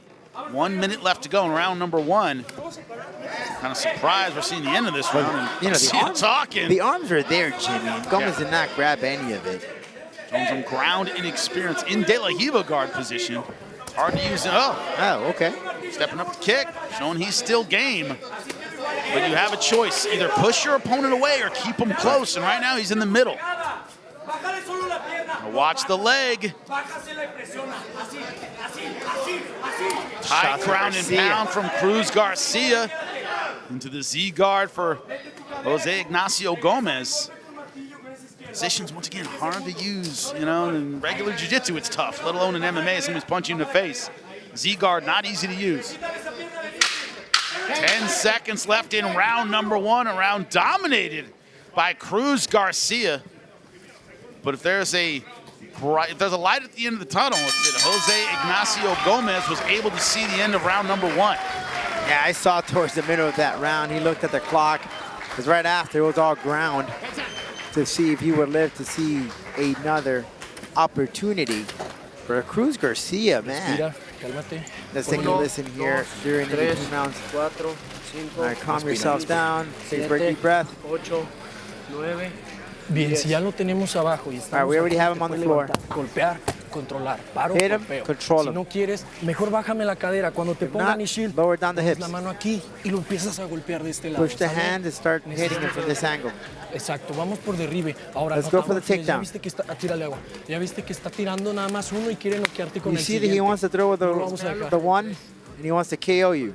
Lo esperas con el Yeah, and that's pretty much what he had, Jimmy. It was just that one shot that he tried to KO Garcia. But you can see Garcia. See the mental gamesmanship of Garcia, right? I am ready to go. Like he's been here before. Yep. Jose Ignacio Gomez in the red. It's on the wrong side of that first round. Yeah, Gomez needs to keep him away, try to use that jab to push him speaking off. of power, Gomez throwing a big left hook, big right hand over the top of it. Now he's going for the takedown. He gets it. Now let's see what he does with it. Yeah, what can be also with the guard of Cruz Garcia. He is a decorated grappler in his home country of Mexico.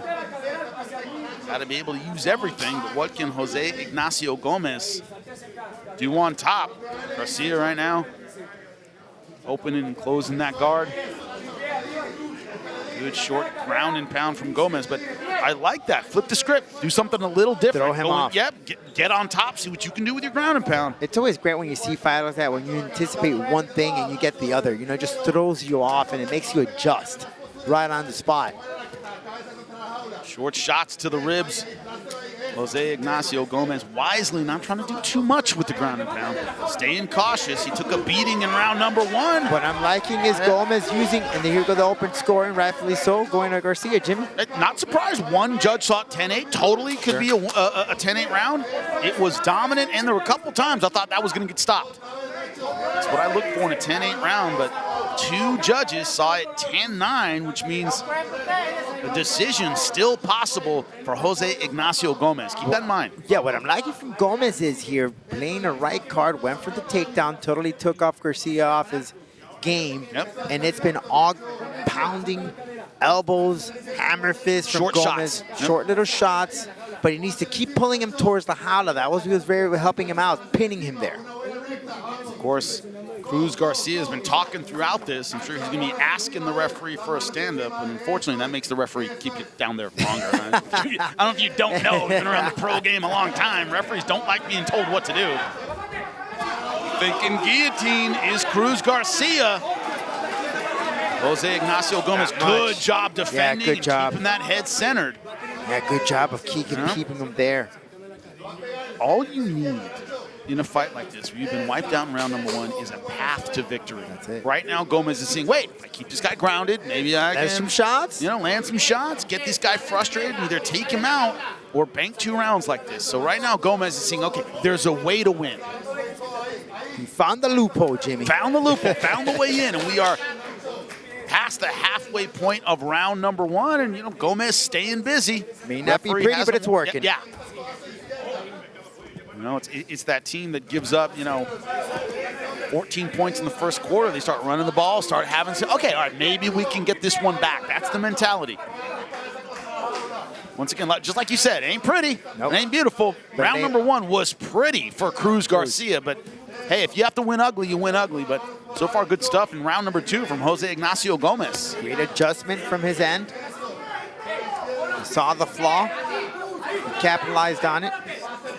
To keep his body on him, land those short punches, and just ride it through. But on the other side, Cruz Garcia not showing a lot of frustration. He's just trying to work his game, trying to advance his guard, trying to control the wrists. Rule of thumb is wrist control equals triangle, elbow control equals armbar. Not that wrist Lincoln control. guillotine, yeah. So far, Cruz Garcia not overwhelmed on the bottom, not giving up anything big, but tick-tock, tick-tock. Round number 2 running out. So Jose far, Ignacio Gomez doing good work. yeah, but this round definitely going to Gomez. What we've seen so far. One thing about Gomez so far with the hip pressure he's bringing, he's not allowing Cruz Garcia to scramble. It's It's weight been very, distribution. very tight. Yeah, great weight distribution. What do they say? Pressure to pass, pressure to submit, everything. Old school jiu-jitsu, old man jiu-jitsu. All they just ride it through. And Garcia keeping him close, but no real offense. I mean, briefly thinking about the guillotine, but Jose Ignacio Gomez hasn't had to defend a lot of submissions. For Garcia, you know, coming into the 3rd round, he has to look out for that takedown. Must be very frustrating. In that 1st round, he was all, hey, look at me, and then all of a sudden, shut down. Welcome to the pro game, Cruz Garcia, where fighters do not give up, they keep going. All right, bad round number 1 doesn't mean you mentally fall apart. You keep working, and to his credit, that's what Jose Ignacio Gomez has done in this round number 2, and I think he's fought his way right back into this fight. Flip the script in this one, Jimmy. Yeah, that's why we call it mixed martial arts. A lot of ways to win. Let's take a listen in here. All right, breathe.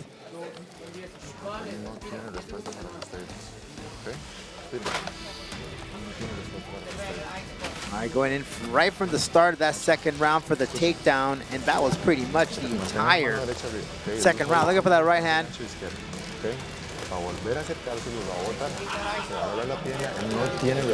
Go for the takedown. He has no response to it. Did you understand? Nacho, sí, está claro. Yep. Está claro. Manos arriba, un movimiento. Keep the hands up, keep moving. Let's take it down again. All right, don't even feint. So that's the trick, Jimmy. Stick to the game plan. If it worked in the 2nd, may work as well in the 3rd. And it's true, Cruz Garcia didn't really have any answer for that takedown. Simple single leg right to his butt. He's gonna have to feint though, because Garcia's definitely expecting it again. Now he's aware of what his opponent's going to do. Will he set it up with the strikes? Jose Ignacio Gomez in the red, taking on Cruz Garcia in the white. Cruz Garcia cruising in round number 1. Almost got the stoppage, got 1 10-8 round, according to one judge. But round number 2, Jose Ignacio Gomez, takedown, ground and pound. Able to stay on top and win that 2nd round. We haven't seen the scorecards yet, but can't imagine any other outcome. Question mark kick right over the top of the head. We're seeing that, you know, that offensive capability we saw in round number 1 from Cruz Garcia. He's just waiting for the right moment. When will the takedown come of Jose Ignacio Gomez? That's the question. That will definitely make the difference here in this 3rd round as we go to the open scoring, Jimmy. Right, no tied. surprise, 2 judges' scorecard. It is tied, 19-19. The winner of this round wins the fight. Period, end of sentence. Who wants it more? That's the question. That's what it comes down to. With less than 4 minutes to go. If Cruz Garcia thought he was going to, you know, pun intended, cruise his way to victory, that did not happen. No. Right? After a great round number 1. He met an iceberg, Jimmy. Yeah, he suddenly realized he had a fight on his hands. Now getting back to the basics. Are you surprised, Rodolfo, that Gomez hasn't gone in for the takedown yet? I'm a bit surprised. Yes and no. Sometimes you got to keep him in suspense, right? Oh, sometimes you got to make it interesting, right? Yeah, you can't give it away. Hey, guys don't kiss on the 1st date, Jimmy. Oh, good left hand. Maybe you're just not doing it right. It's possible You too, kiss on the 1st date. It's no fun, Anyway. man. Come on. Oh, we're from different backgrounds. Let me put it that way. But Ignacio Gomez, though, under attack from Cruz Garcia. I do a lot on the 1st date. Now Gomez. TMI, Jimmy. In the red. Let's get back to the fight. Let's get back to the fight. Jose Ignacio Gomez. But to your point, maybe baiting Garcia in. Oh, that kick. And that was the cost. That was it, Jimmy. And that's it. And that that one to the highlight reel back. Beautiful stuff from Cruz Garcia. He is fired up. Just when we thought maybe Ignacio was baiting him in, gonna set up the takedown, waited a bit too long. Much. Yes. Waited too much. We talked about setup. We talked about the idea that Gomez might use that power to set up the takedown. There was no takedown there. Woo! We'll make it official when we come back. Welcome inside La Jaula. It was an amazing fight. Cruz Garcia, Jose Ignacio Gomez. Brutal knockout. Let's make it official. Go, Beatrice.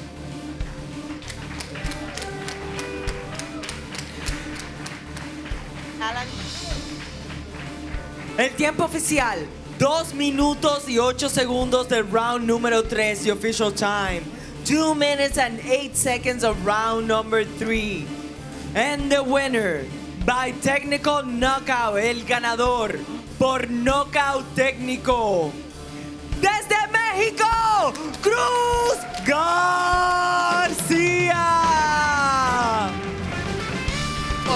It's all about adjustments.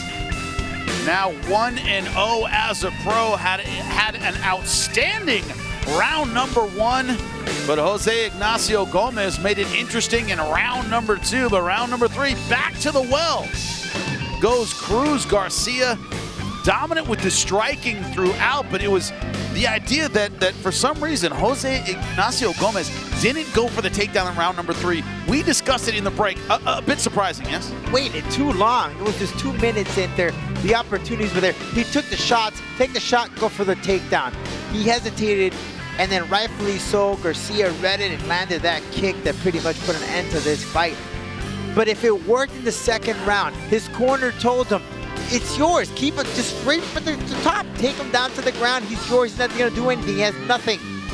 Waited too long. That is a rookie mistake, Jimmy.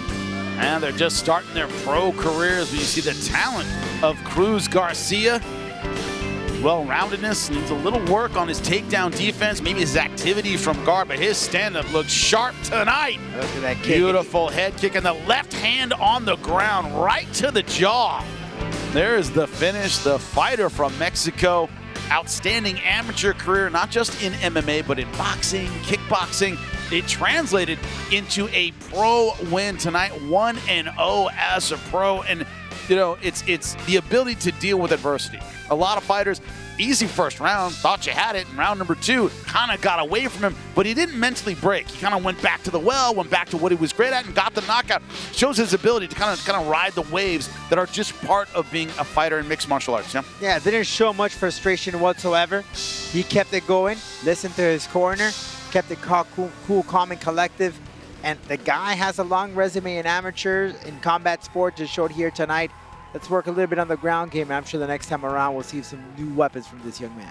Here's the thing. It ended so strong tonight, but guess what? We had that throughout the night from the beginning. Our first fight of the night, of course, delivered outstanding finishes. That's what we got. It was Alfredo Garcia, Chris Quiroz. Incredible fight. Alfredo Garcia coming in, draped in the Cuban and American flags. His opponent, Chris Quiroz, from Tucson, Arizona. He was calm, he was collected, he was ice cold throughout this fight, was he not? All right, effective, using the stand-up game, that basis wrestling, but he said, I'm really confident with my hands, and he threw this wonderful shot that put an end to his opponent, Garcia, straight down the pipe, and obviously the work on the ground with that solid wrestling, just slamming Garcia straight to the ground. Right there, shots, there was no response from Garcia whatsoever, leaving referee Alan Abeles to step in and call the fights. Sweet victory for this young man from Arizona, feeling proudly. Great ground work there from the bottom, Jamie. Phenomenal work for this young dude, which returned to La Jaula. Last time he competed there was as an amateur. Now, when I think about Chris Quiroz, when I talk about the success he had on the ground, as soon as he had his opponent in bad position, he was able to seal it up, both hooks in, flatten him out, and then when he was talking to you, you interviewed him out after Rodolfo. he acted like he could have fought another 6 rounds. Didn't expend the energy. Didn't even crack a sweat. Didn't even crack a sweat. It almost makes you feel bad. They're so good. His gas was excellent. Was that part of it too? He controlled his nerves so well. You would have known that this. You would have never known this guy's making his debut. Very calm, very cool, like another day in the office. And when you have that type of mentality, you know, once you get there, Jimmy, in your first fight, if you overcome that, you already won the battle. You know, because the first opponent you face is yourself going in there. So he definitely captivated that to get that victory inside La Jaula for the first time as a pro. We also have the flyweights, 125 pounds. It was Pablo Ramos versus Royce. Too Smooth Butler, Chile versus the Central.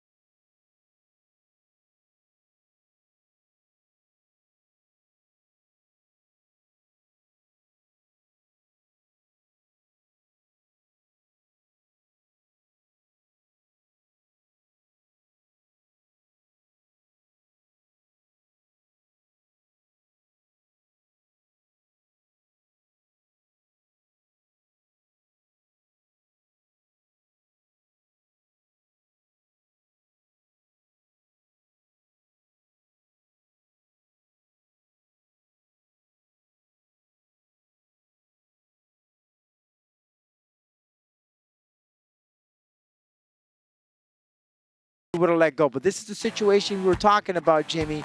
In the ground game, there weren't some mistakes in there that he has to go back to the drawing board and see where he can improve. Now, he found his path to victory on top, able to scramble a bit, able to get inside and throw some power punches, but how much of that was a theme tonight where the fighters just getting started, remember they're making their pro debuts, they go, oh, here's how I can win, and they stick to it. It seemed like Butler found the way to win in round number 2, and that's what carried him to victory. Those last 10 minutes, those adjustments, how important was that tonight? Yeah, he adjusted. He was one of the guys that adjusted and benefited for him. Not what we just saw with Gomez, where it worked for him in the second round, and he failed to do it in the third round, what was working for him. So that is key as a fighter, adjusting when you're in trouble. And it could be right within that same round, right? If you're quickly thinking real fast what to do, what that's going to work for you, you got to do it, flip the script. Now, you and I were discussing this after the fight. We talked about adjustments, what needs to be done. When looking at the performance of Royce Butler, 125, they go and go and go, and the punch count, the kick count is so incredibly high. Does he need to maybe increase that, improve that, in order to be a factor in La Jaula? That's what I'm saying. You got to let go. He was a big conservative. He even said, I'm kind of held back in there. Look, I'm learning. I'm new as a pro here. I'm learning new things. So if he let the hands go, more of the kicks, because there were some calf kicks that were being thrown from both men, then that kind of slowed down. So let them go. Speaking of letting it go, that's exactly what we saw between two wrestlers. Man. Thought this would be a ground battle. It was not. Anthony Jegel taking on Henry Beltran, dropped him with a big left hand, and then the scrapper, 4'9", was all over Henry Beltran. There's a rear naked choke finish. Surprised at the explosiveness, surprised at the power. Were you, Rodolfo? When you see an experienced wrestler, a man who had a resume as a wrestler in Ohio, he's explosive, he's efficient, the energy is there all day, but what really surprised me is his confidence in his striking. He transitioned just 3 years ago from being a wrestler to an MMA fighter. It shows to you how good this guy could be. It feels so good to take that amateur background and be great as a pro. That's what happened tonight. You'll see more of it after this. Welcome back to Combate Global. Jimmy Smith alongside Rodolfo Roman. Look, we're working toward Copa Combate Global, the playoffs, as we say, and Combate Global, it's coming up. It's coming up soon. It's gigantic. It's ginormous. We're giving away this trophy because this is beyond awesome. Copa Combate, $100,000, 8 countries, one night you will never forget. You gotta watch. Unbelievable. Over the top.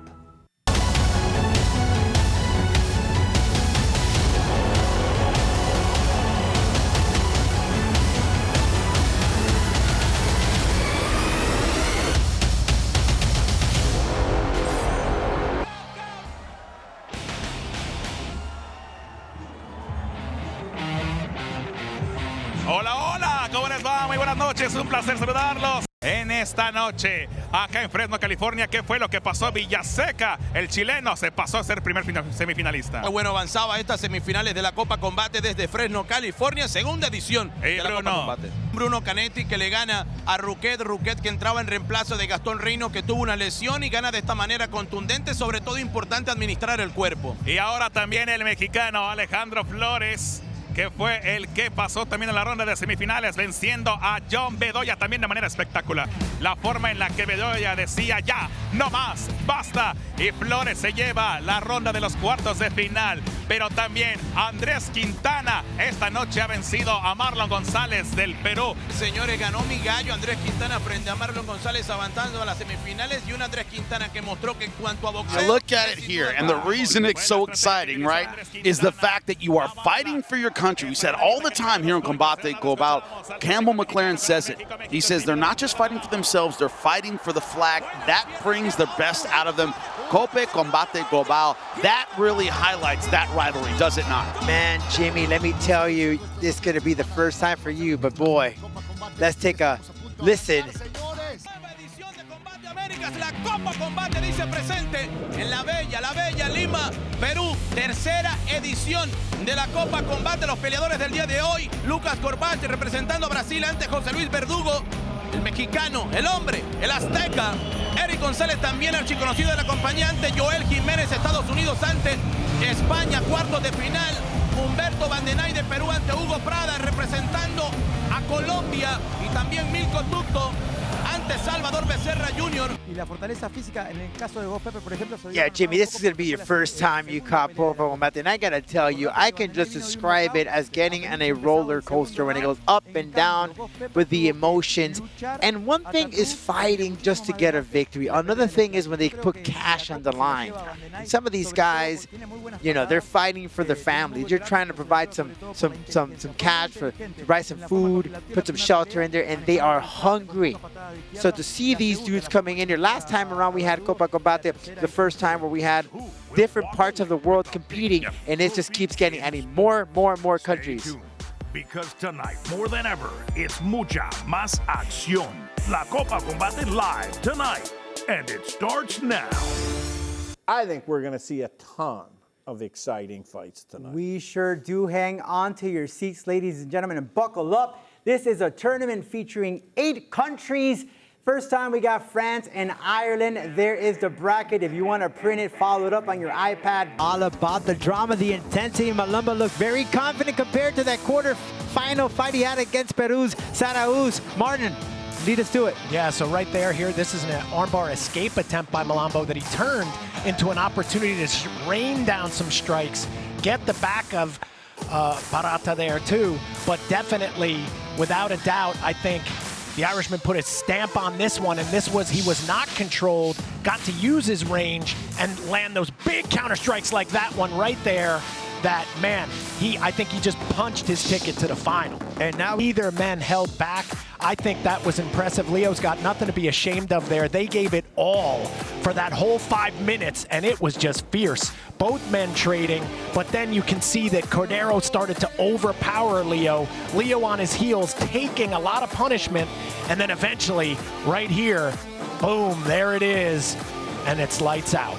Then Malombo had the advantage because Malombo just took a shot right there. I don't know who's more hurt. Both guys stumbling. Oh, they're just laying it all out there. Cadero stumbling now too.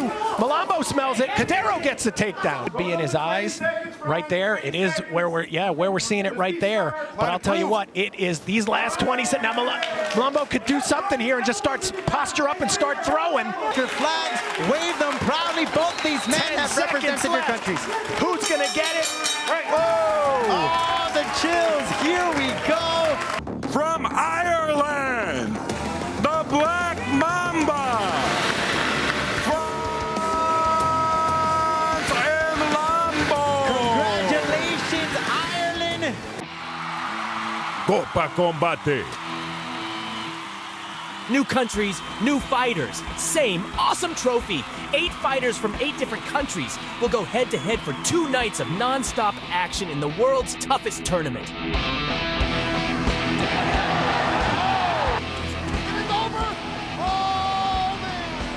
Only one will be crowned the winner. Country pride is on the line. Who will you be rooting for?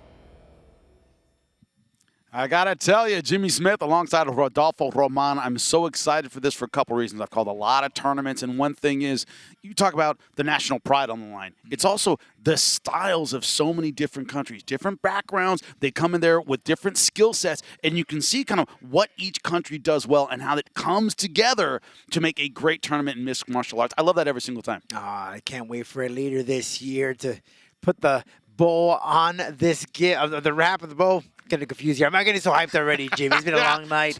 To put a bow on a package that has been amazing all year at Combate Global. We've had weeks and weeks of finishes. Tonight, absolutely no different. But next week, it keeps on rolling. Next time around when we're back on the 21st of October, Jimmy, Ernesto Stallion Ibarra. We've called this dude, you've called him before, fast, furious, effective hands. A treat to watch inside La Jaula. Can't wait. Well, tonight it was absolutely incredible from start to finish. We said it was fighters looking to make their mark, to find their spot in Combate Global. And guess what? When it came to Cruz Garcia, Nikol Aguirre, when it came to Anthony Jegel, these are guys that won fights and gals that put the rest of the division on notice. Jimmy Smith, Rodolfo Roman, Campbell McLaren, everybody behind the scenes, thank you so much for watching. We'll see you next time.